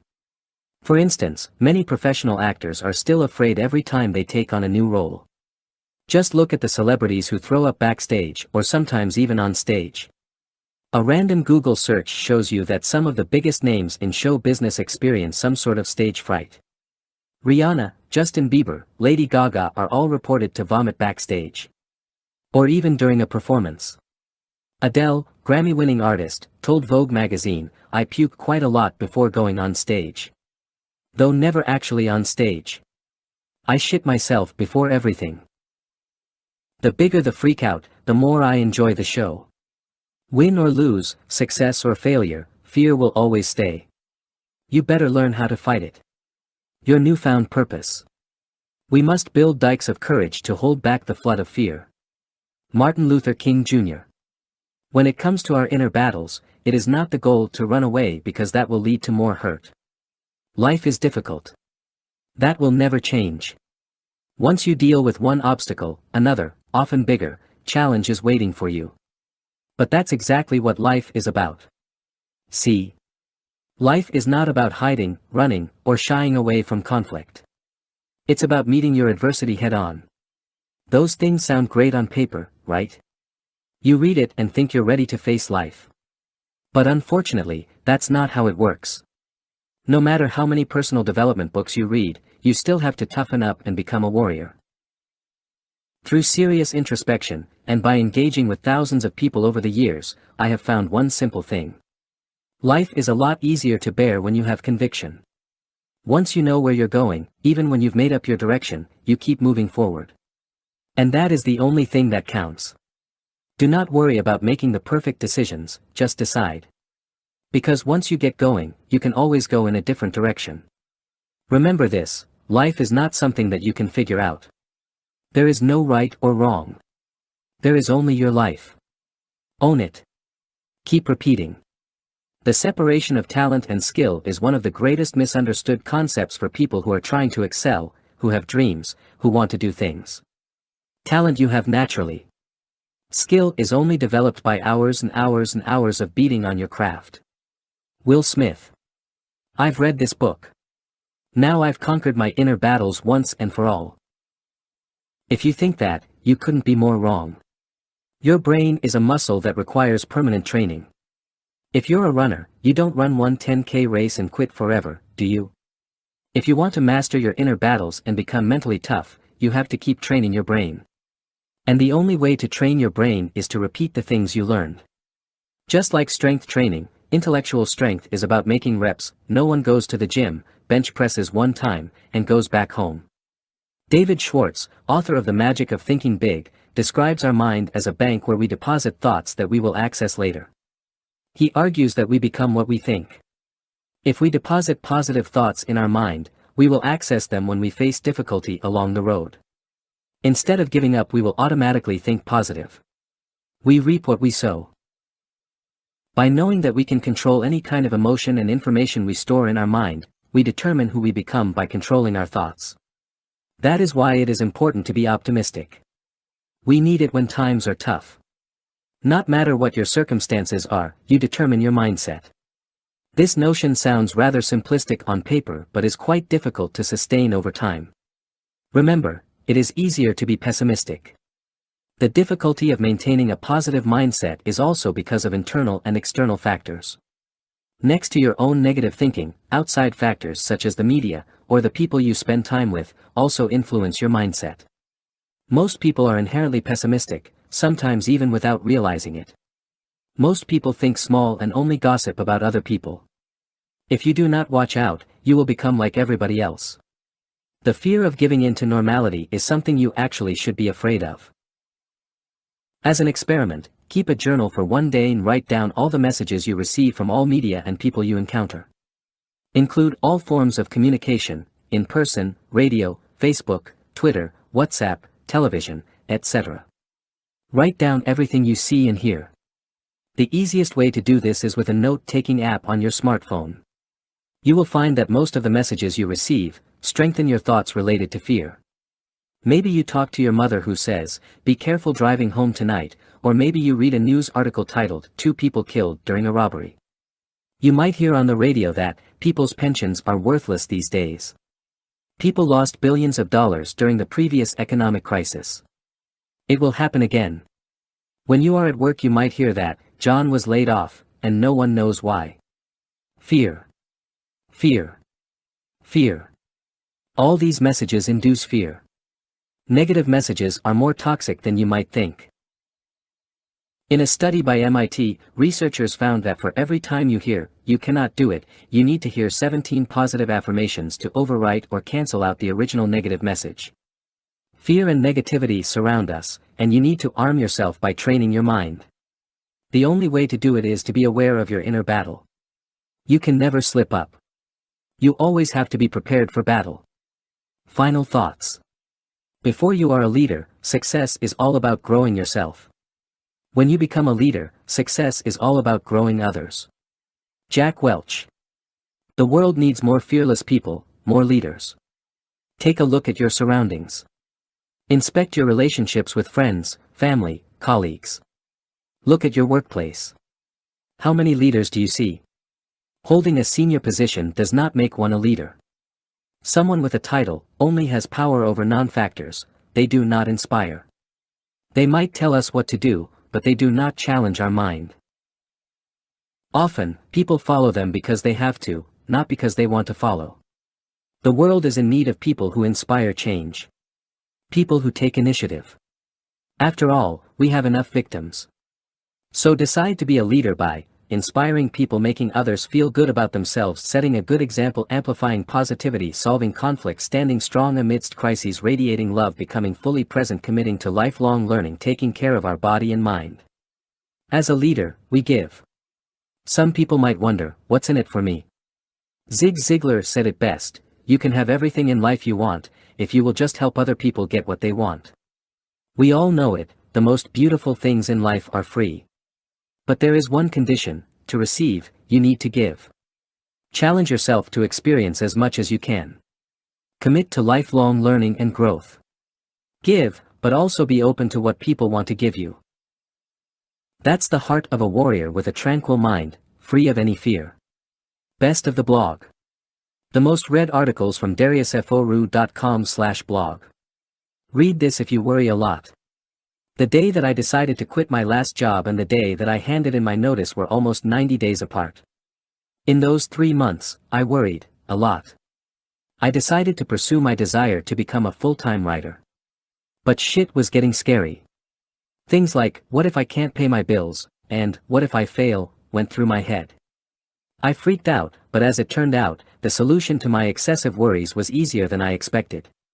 Many of us worry about all kinds of things: work, relationships, money, health.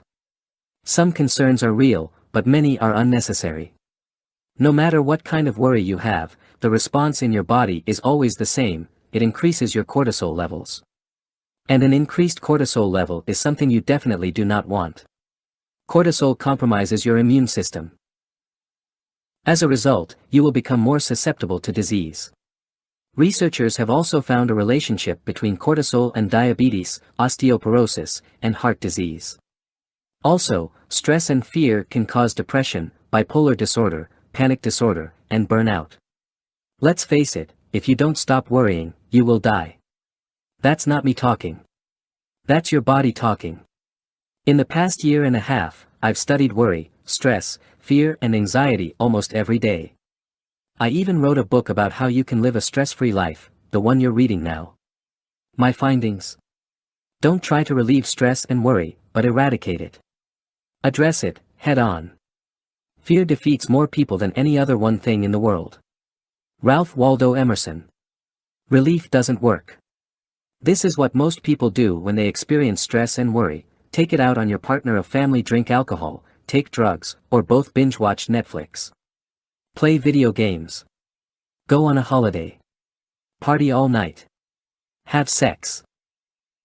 Be honest, how long do these things make you forget about your worries? 10 minutes, half an hour, a full day? It doesn't last. As soon as you get back to the reality of your life, worry and stress smack you in the face. Distracting yourself from your life doesn't work, and yet, many of us keep doing it. I've read many books and scientific papers on this behavior. Some say it's because we have too much free time, some say it's because of culture, some say it's because how we are wired. To be frank, it's not important to understand the why. We just have to look at the facts. People worry too much, and that can destroy your life. It's more important to focus your attention on addressing worry. Never let the future disturb you. You will meet it, if you have to, with the same weapons of reason which today arm you against the present. Marcus Aurelius. Turn worry into constructive process. Worry is often about the future. It goes something like this: what if? She doesn't like me anymore. I lose my job. I can't pay my bills. I fail this exam. I don't get this promotion. My business doesn't take off. And then we make up consequences. It goes something like this: I have to be single. Find a new job. Borrow money from my parents. Quit school because I failed. Stay at this job another year. Be ashamed because everyone thinks I'm a failure. Then we think, I can't handle that. And finally, we think, the world is going to end. If your thought process is the way described above, worry controls you.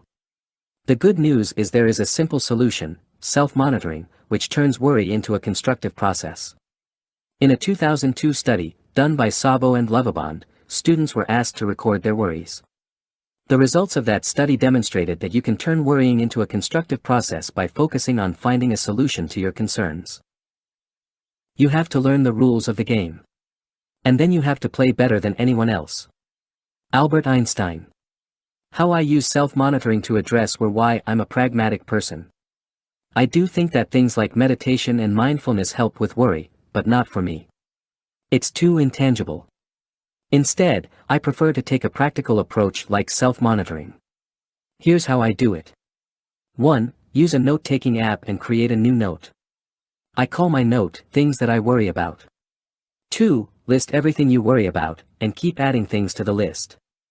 Everything that you worry about goes on this list, no matter how small.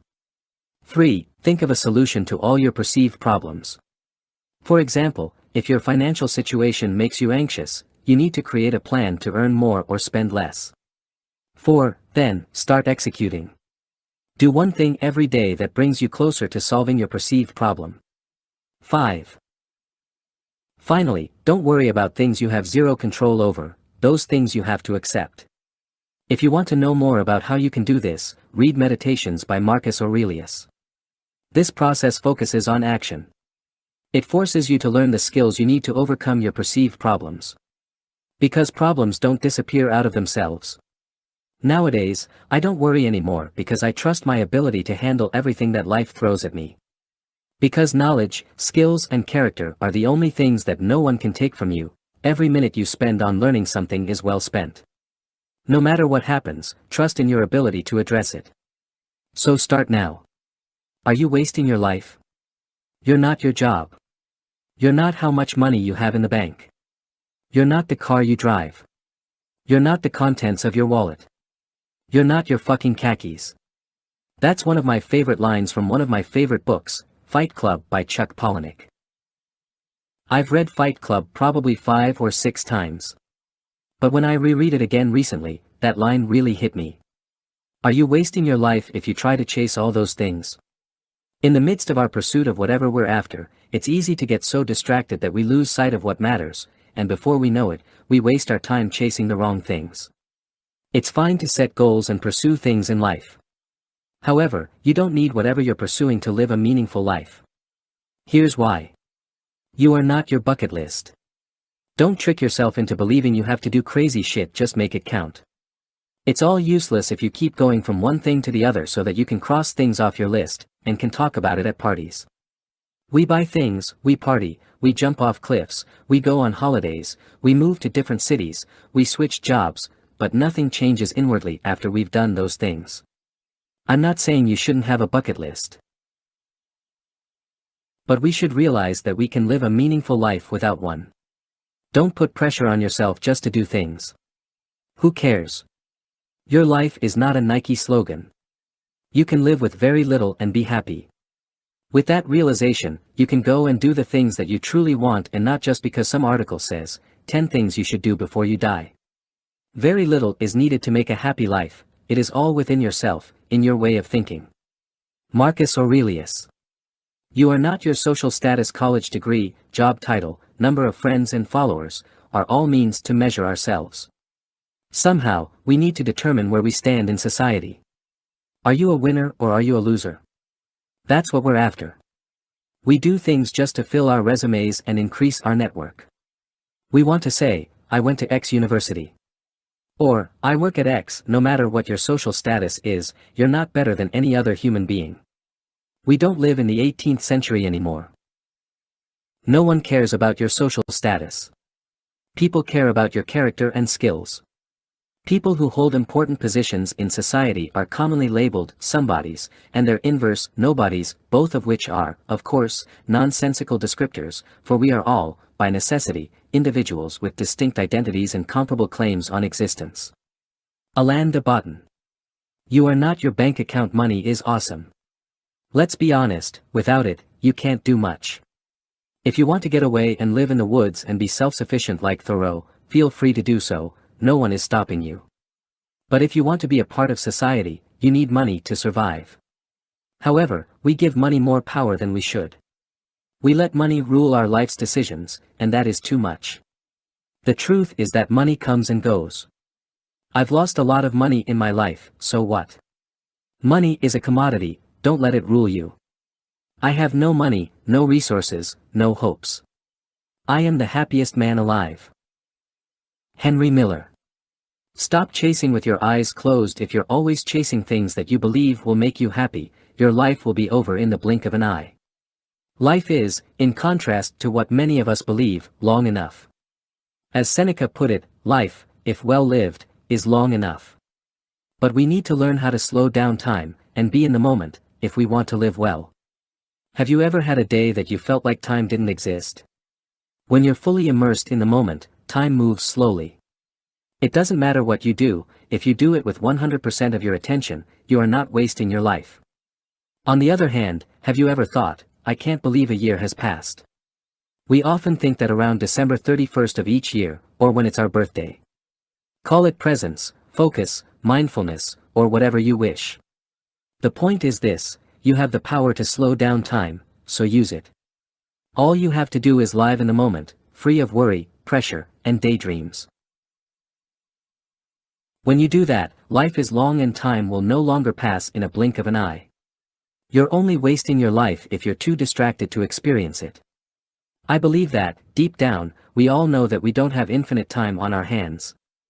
We know that life is not just about earning money, posting your holidays pictures on social media, or the job you have. It's things like connection, experience, love, relationships, sharing, caring, that we value the most. We all know it, right? But it's not about what you know, it's about what you do. What you do speaks so loud that I cannot hear what you say. Ralph Waldo Emerson. Work on your character, realize that life is a gift, and enjoy every moment of it, good and bad. 25 things about life I wish I had known 10 years ago. Socrates, considered as one of the founders of Western philosophy, was once named the wisest man on earth by the Oracle of Delphi. When Socrates heard that the oracle had made such a comment, he believed that the statement was wrong. Socrates said, "I know one thing, that I know nothing. How can the smartest man on earth know nothing?" I heard this paradoxical wisdom for the first time from my school teacher when I was 14 or 15. It made such an impact on me that I used Socrates' quote as my learning strategy. I know nothing, to me, means that you might be a wise person, but still, you know nothing. You can learn from everything and everyone. One thing that I like better than learning from my mistakes is to learn from other people's mistakes. Over the years, I've been blessed to have great mentors, teachers, family, friends, that taught me about life. What you will find below is a list of the most important things I learned from other people and books. Some of the lessons took me a long time to learn, but if I had to learn these things all by myself, it would take me a lot longer. We might learn things quickly, but we often forget things at the same rate, and sometimes we need to remind ourselves of the things we've learned. Here are 25 of those reminders that others taught me. 1. Struggle is good. Never say, "I can't take it anymore." Say, "Bring it on." 2. Don't complain. Complaining is the biggest waste of time there is. Either do something about it, and if you can't, shut up about it. 3. Spend time with people you love. That's your family and best friends. If you don't have a family, create one. Most people in life are only visitors. Family is for life. 4. Don't start a relationship if you're not in love. I've done this more than once. You kind of like someone and think, we might as well give it a shot. Not a good idea. You're either in love, or you are not. Don't fool yourself. It's not fair to you and the other person. 5. Exercise daily. I didn't get this until recently. A healthy body is where you have to start everything in life. If you can't build a healthy and strong body, what can you build in life? 6. Keep a journal. No, keeping a journal is not for children. It helps you to become a better thinker and writer. I don't want to be a writer, you might think. Well, how many emails and texts do you send a day? Everybody is a writer. 7. Be grateful. Say thank you to everyone and everything. Thank you for this beautiful day. Thank you for your email. Thank you for being there for me. 8. Don't care about what people think. We all die in the end, do you really think it matters what people think of you? 9. Take more risks. Don't be such a wimp. 10. Pick an industry, not a job. If you want to become good at something, you need to spend years and years doing that. You can't do that if you hop from industry to industry. Pick an industry you love and start at the bottom. You will find the perfect role for you eventually. 11. Lead the way. When you find yourself in a situation where everyone looks at each other, it's time for you to lead. You're a leader when you decide to become one. There's no initiation or a title. Just a decision. 12. Money isn't important. It really isn't. But you have to train yourself not to care about money. Don't become too dependent on the stuff you own, otherwise, the stuff will own you. 13. Be nice. I don't mean you should be a pushover. You can be someone that doesn't take shit and be nice about it. Just don't insult people, think you're better than them, or act like an idiot. 14. Learn every day. You've got to train your brain to stay alert. You don't have to read a book a day to learn every day. Learn from your mistakes. Learn from the people around you, be open to what they can teach you. 15. Rest before you are tired. Even if you love your job, and every day seems like a holiday, you need to take time to rest.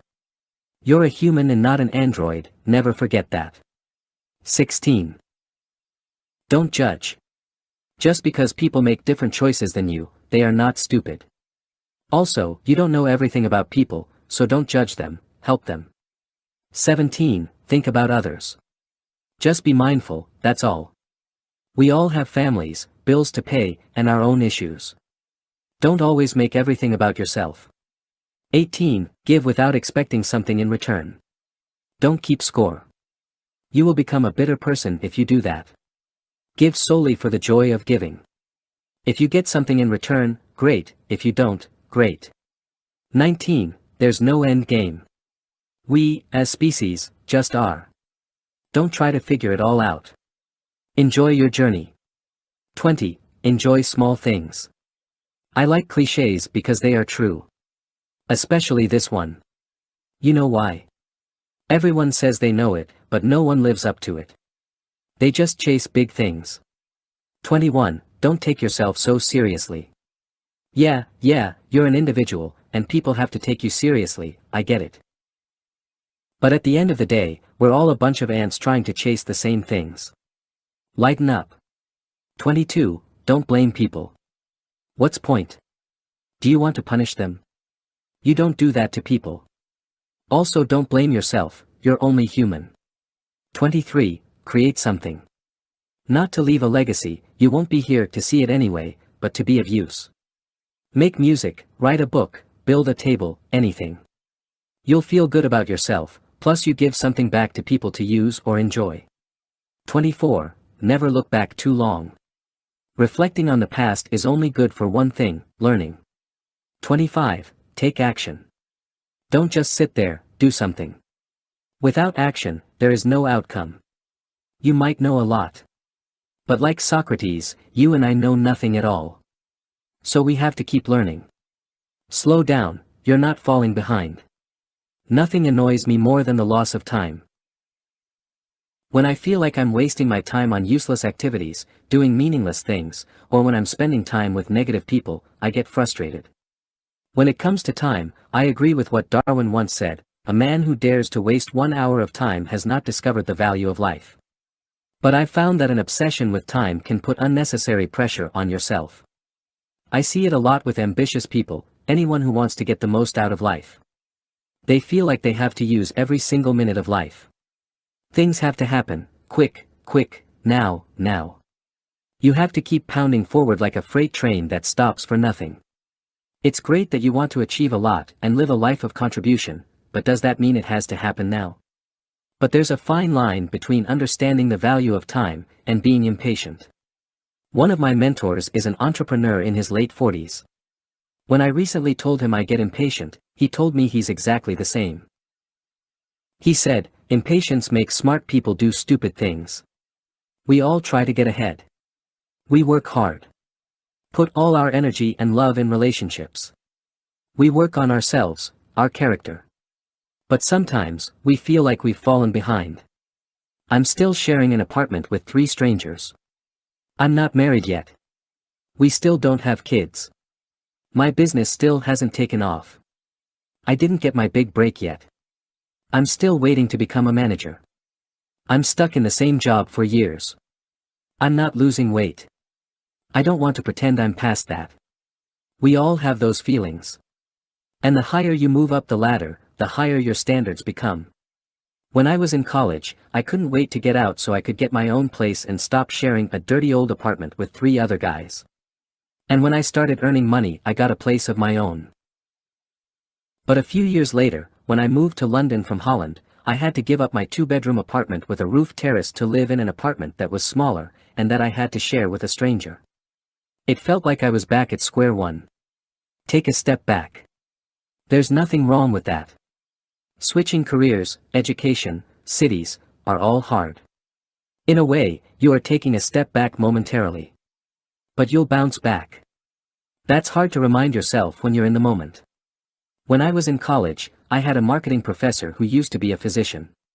Yes, that means he studied 9 or 10 years to become a general practitioner. Then, he worked as a GP for a decade. And in his 40s, he decided he didn't want to be a doctor anymore. He was always passionate about business and marketing.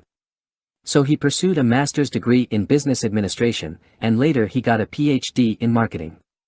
I think that whole process took him 6 or 7 years. And when he was my professor, he was in his late 50s. But the guy looked 20 years younger, and was full of energy. He truly loved what he did. Plus, he was proud of the long road he took. The road that you travel turns you into the person you are today. I meet a lot of people in their 20s who are frustrated that life is not exactly the way they want. I even meet people in their 30s and 40s like that. It's a universal thing. And that thing is called impatience. Like my mentor said, you do stupid things when you're impatient. Do you really need to buy a house? Do you really want to get married? Do you really want to take that promotion? Do you really why have to sell your business? Do you really why love your job? Do you really why have to take on that client? Don't do all these things because you always wanted to do those things.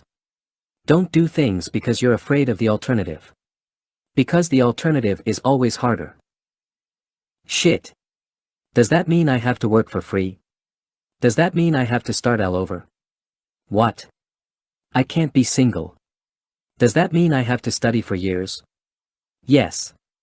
But hardship defines you and your character. So suit yourself up, forget about the fast train, step in a car, and prepare yourself for one long ride that's called life. But remember, drive slow. How to find mentors. Before there were books, universities, or classes, there were mentorships to pass on wisdom and knowledge. In the West, mentorships existed since the ancient Greek times. It's a tried method of learning. Sometimes people mix up apprenticeships and mentorships. An apprenticeship is basically an internship, which is a system that was created in the Middle Ages.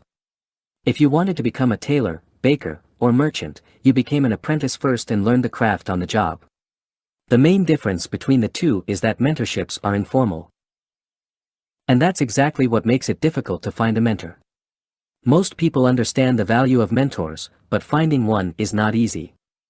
I also didn't have mentors until I was out of college. But in the past 6 years, I've been lucky to cross paths with 3 great people, who became mentors to me, and taught me invaluable lessons. There are also several other people that I speak to every once in a while. We exchange ideas, and share knowledge. They are also like mentors.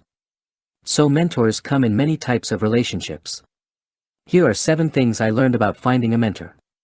1. Become a learning machine. Before you start thinking about finding a mentor, you want to think about 2 things. What's your field? What can you bring to the table? It's astonishing to me that people want to find a mentor without any sense of direction. For example, if you want to work in sports, it doesn't make sense to find a mentor who's in art, unless you want to bring art to sports. If you're looking for someone who grabs you by the hand and tells you about life, you don't need a mentor, you need experience. And you only get experience by doing things. You can't expect that people hand you everything. That's not what a mentor does. First, decide what industry you want to work in. Second, study that industry.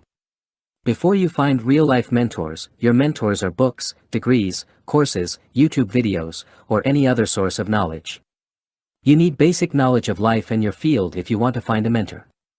No one's waiting for a puppy that they have to raise. It's important to bring something to the table before you approach potential mentors. 2. Work on your emotional intelligence. Because of the informal nature of mentorships, you need emotional intelligence if you want to find a mentor. Emotional intelligence can be defined in many ways, and my definition is this: don't be annoying. If you have a mentor, you will spend time with her, and because it's informal, it all comes down to likability. Likability is also something that some companies stress during interviews. Because they know they will spend a lot of time with people who join their company, they ask themselves a version of this question: would I hang out with this person? If you don't want to be annoying, here are some tips: don't try to be someone you are not. Don't think you know it all, be honest and humble. Don't try too hard. Tell stories. Basically, do whatever Dale Carnegie writes in How to Win Friends and Influence People. 3. Don't ask. Let's get down to the practical stuff. If there's someone you look up to, and you want to learn from, it's time to approach her. You can find people who could mentor you everywhere. Don't just think of influential people, look in your family, the family of your friends of your friends, etc. Look close. That will make it easier to connect. But you don't call or email someone and say, "Will you be my mentor?" People will probably think you're delusional. Most people don't mind helping others, but it also can't be a one-way street. If you're contacting someone for the first time, try to keep it short and simple. You can ask a simple question, or give them praise. You don't want to ask for anything big. Also, please don't email people and offer them coffee in exchange for free advice. Anyone can buy coffee, but not everyone actually can bring something valuable to the table. You have to be compelling for someone to spend time with you. 4. Add value. When the other person responds to you, start thinking about adding value to them. You can do that by researching them or their company. And if you want to add value, you need number 1 on this list. You can't add much value if you don't have knowledge or experience. Offer them help, create something, give them ideas, anything, be proactive. 5. Be mindful of the other person's time. Always keep in mind that the other person doesn't owe you anything and never will. You're looking for a mutual relationship. If you ever want to set up a meeting, do it whenever they have time and wherever they are. It shows that you're serious about learning, will do whatever it takes, and most importantly, that you have emotional intelligence. 6. Take your craft seriously.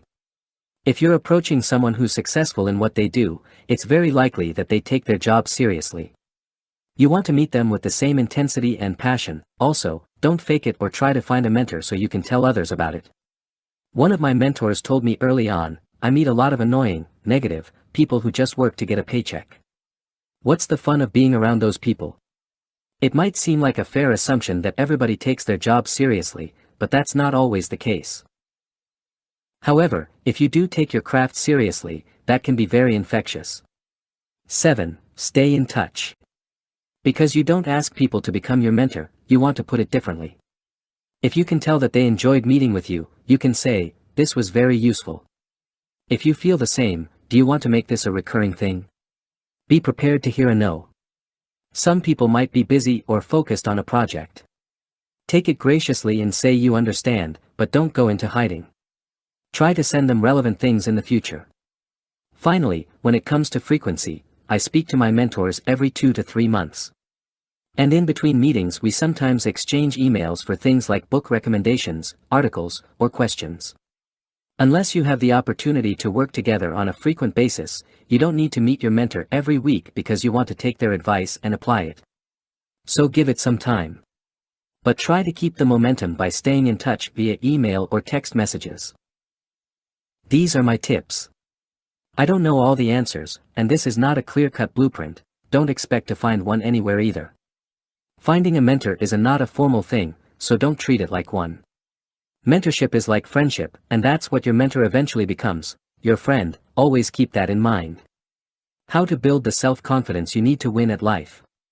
Do you ever feel shitty about yourself? It happens all the time to most of us. It seems like everyone is building billion-dollar businesses, becoming YouTube stars, or making it big on Instagram. Deep down, most of us also know that it's 99% bullshit. But at the same time, we see all these people living awesome lives, and we don't care if it's real or not. Whether you want money, fame, travel, or none of that stuff, it doesn't matter because it always comes down to this: how confident are you? Are you confident enough to say, fuck it, and pursue your dream? Are you confident enough to say, fuck all this bullshit, I don't need it, and stay grounded? You see, self-confidence is important if you want to win at life. No matter what you're after, a lack of confidence will always hold you back. Research even shows that lack of self-confidence is associated with depression, loneliness, and feeling left out. Lower academic achievement. Lower life satisfaction. I've researched self-confidence for years, and the most practical theory that I've found is something called confidence by competence. In 1952, Bernice Milburn Moore published an article called Self-Confidence for Competence in the Journal of Educational Leadership. In the article, she discusses self-confidence for teachers, but I found it useful in all settings of life. If you look up the definition of self-confidence, you always get more or less the same description. Moore describes it as a trust in self, a faith in one's ability to be able to meet situations as they may arise. But more importantly, she says, self-confidence without competence is of as little use as is competence without self-confidence. It means this: going to business school is competence. But using your business competence to lead a company is self-confidence plus competence. They are only useful when combined. That analogy goes both ways. Just confidence in yourself, without the competence, is also useless. Talking the talk is not a sustainable strategy. You need the talk and bravado, but you also need to develop the skills to back up your talk. Building your self-confidence. So you become more self-confident if you become better at what you do. That's the system, and it's backed by research. How can you use this information? The following process is easy: but completing the steps takes hard work. It goes like this: 1. Improve your competencies. 2. Put them into practice. 3. See results. 4. Grow more confident. 5. Repeat. That's the process. That's great and all, but what if I don't see results? Plus, I don't have the time to practice. If you want to make excuses, that's fine. It's your life. But this method of building self-confidence is based on real, tangible steps, and not intangible stuff like affirmations. Confidence doesn't appear magically by itself. You can tell yourself every day that you're confident, lucky to be alive, or whatever, but if you lack the skills to get shit done, you'll never truly believe in yourself. And that's my biggest issue with a lot of self-help theory and writers. Yes, affirmations, positive thinking, goal setting, is all great, but it's nothing without execution. How can you expect to build confidence if you never do anything? It's impossible. Nothing builds self-esteem and self-confidence like accomplishment. Thomas Carlyle. What competency should I improve? That depends on what you're after. But there are also some skills that I believe every person can benefit from. Emotional intelligence. Research shows that humans are inherently social. Without good relationships, we die. And if you want good relationships, you need emotional intelligence, understanding other people's emotions and how to respond to them. This is something you can learn. Self-awareness. You can practice self-awareness by continuous self-reflection. Write down your thoughts, try to understand why you do, what you can do better, and what you're doing well. Know yourself. Problem solving. Our current school system dates from the Industrial Revolution. We're trained to become cogs in a wheel. We're not trained to solve problems in complex situations, instead, we do what we are told. But the world has changed, and in the current state, the person that is better at problem solving will win. Don't fool yourself into thinking that your life will be better as long as you wish for it. When you put in work and see the results, like a stronger body, more energy, more money, or whatever you're after, you start believing in your ability to get shit done. Now go out there, do things, get better at them, see results, repeat that process and grow more confident. 5 ways to build a thicker skin so you can go through life smiling. Do you ever feel hurt by what people say about you? Well, it's a part of life, so you better get used to it. I'm amazed by how quickly people get upset. And I'm not talking about getting upset about real things like disease, death, not having food. I'm talking about the small stuff of daily life. Why are our feelings hurt when the littlest things happen? Someone disagrees with you. A coworker says something bad about you. Someone always is lucky and you are not. Your friend stabs you in the back. You don't like your job. People don't like your art. So what? In the past, I would get hurt by those things. And said that about me? What the fuck? My life is over. That's what I said when I found out that my first ex-girlfriend said bad stuff about me years ago. As a youngster, you think your life is over fairly quickly, especially with those kinds of shenanigans. But then I got over it. Come on, you can't get upset about nonsense. I see it all the time. Bloggers get their feelings hurt and start writing about how you have to deal with criticism. I see friends who don't start their dream because someone close to them said they couldn't do it. People I work with never take the plunge because they are afraid of the potential criticism. Why would you listen, or even care? Ernest Hemingway, considered as one of the best authors of all time, and one of my favorite writers, said this in his memoir A Movable Feast. He started talking about my writing and I stopped listening. If you want to live your life like that, you need a thick skin to tune out the voices outside of you. Because what happens when you get upset or let other people get the best of you? You might give up what you do, you question yourself. Or maybe you start changing yourself for the worse, you stop being yourself. Having a thick skin is important, especially if you want to go through life smiling. Here's how I've grown a thick skin over the years. 1. Don't shy away from confrontation. I'm all about kindness. But I'm also about not taking any shit. A few years ago, I found out that one of my coworkers wasn't honest to upper management. I kept shut. I was afraid of the confrontation. And that was a huge mistake because that idiot caused a lot of damage to the people in that company. I don't want to be Superman, who always comes to the rescue. But if something unjust happens, I'm doing something about it. Maybe it backfires, but at least I did the right thing. Also, if people treat me unfairly, I tell it to them straight. I don't get angry. It's not cool to treat people badly. I just let my moral compass speak for me. You don't have to be kind 100% of the time.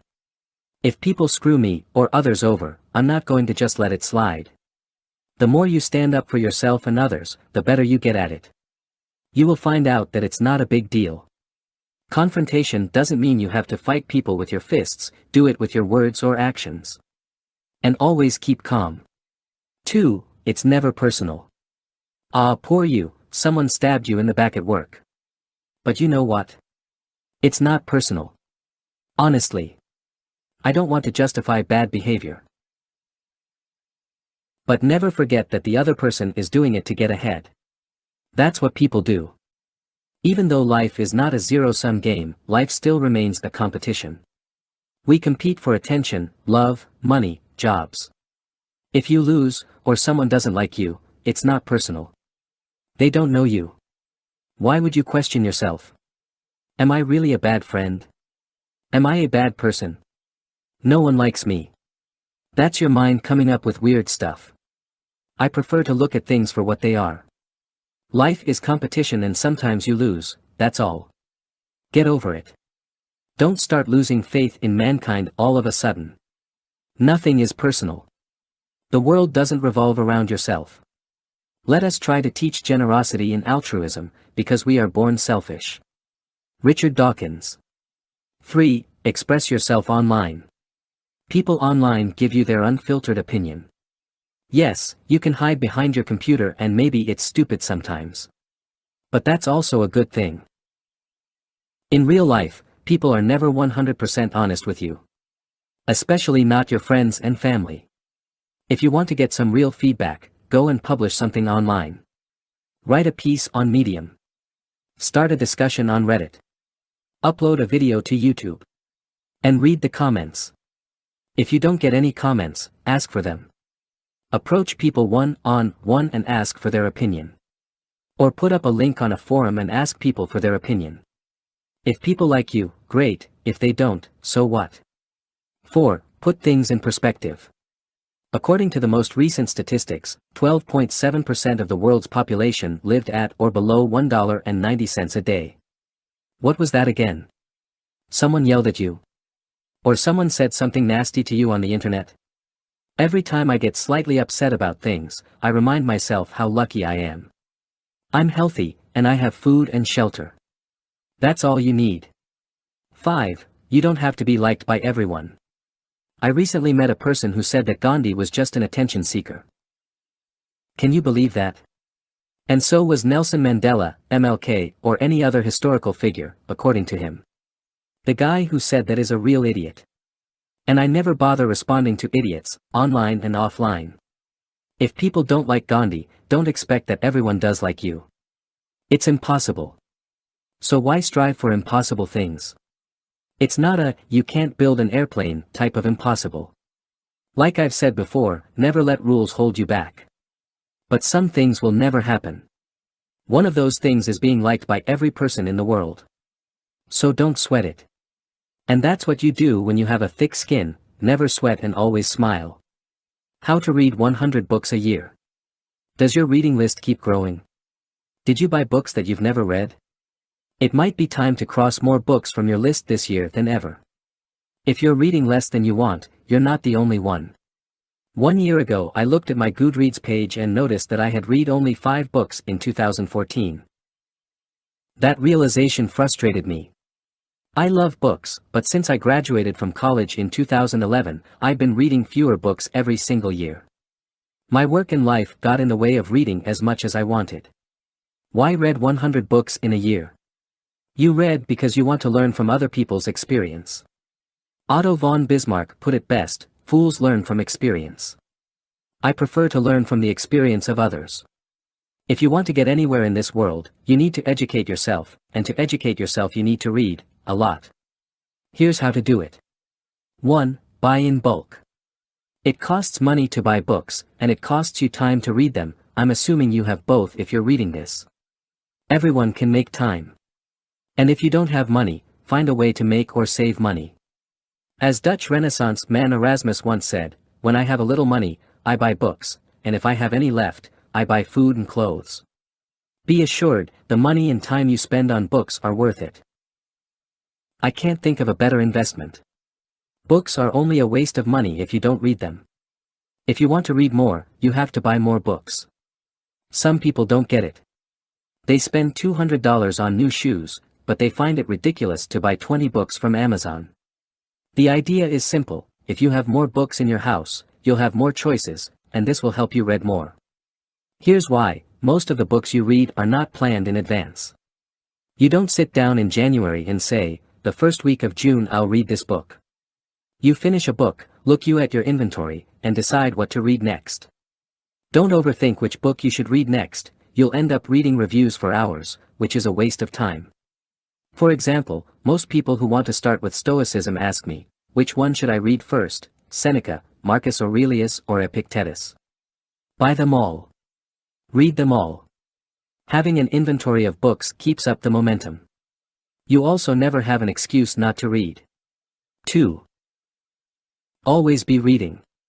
You might have heard of the term ABC from the play/movie Glengarry Glen Ross, always be closing.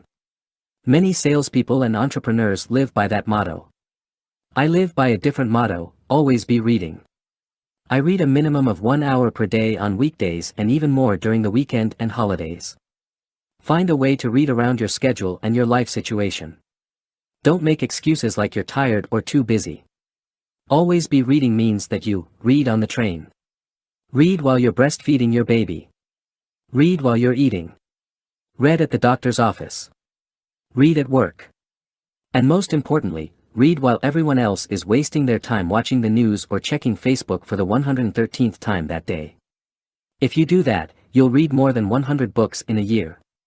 Here's how. Most people read 50 pages an hour. If you read 10 hours a week, you'll read 26,000 pages a year. Let's say the average book you read is 250 pages. In this scenario, you'll read 104 books in a year. With that pace, even if you take a 2-week break, you'll read at least 100 books in a year. That's a good return on your time investment. What's the ROI of reading the news? I don't know exactly, but it must be negative. 3. Read relevant books only. Have you ever read a book that's supposedly amazing and you don't get it? I wouldn't go as far as saying that any book sucks, because people spend a lot of time writing and editing a book. But not all books are for everyone. A book might be a bestseller, but maybe you can't stand the writing. Or maybe it's not the right time to read a book. In any case, if you can't flip through the pages, put the book away and pick up something you are so excited about that you tear up the pages. Read books that are close to what's going on in your life. There's a book for everything you can think of. People are writing books for 2,000 years, and there have been plenty of people in your shoes: struggling teen, aspiring artist, broke entrepreneur, new parent, etc. Don't waste your time reading about subjects you have zero interest in.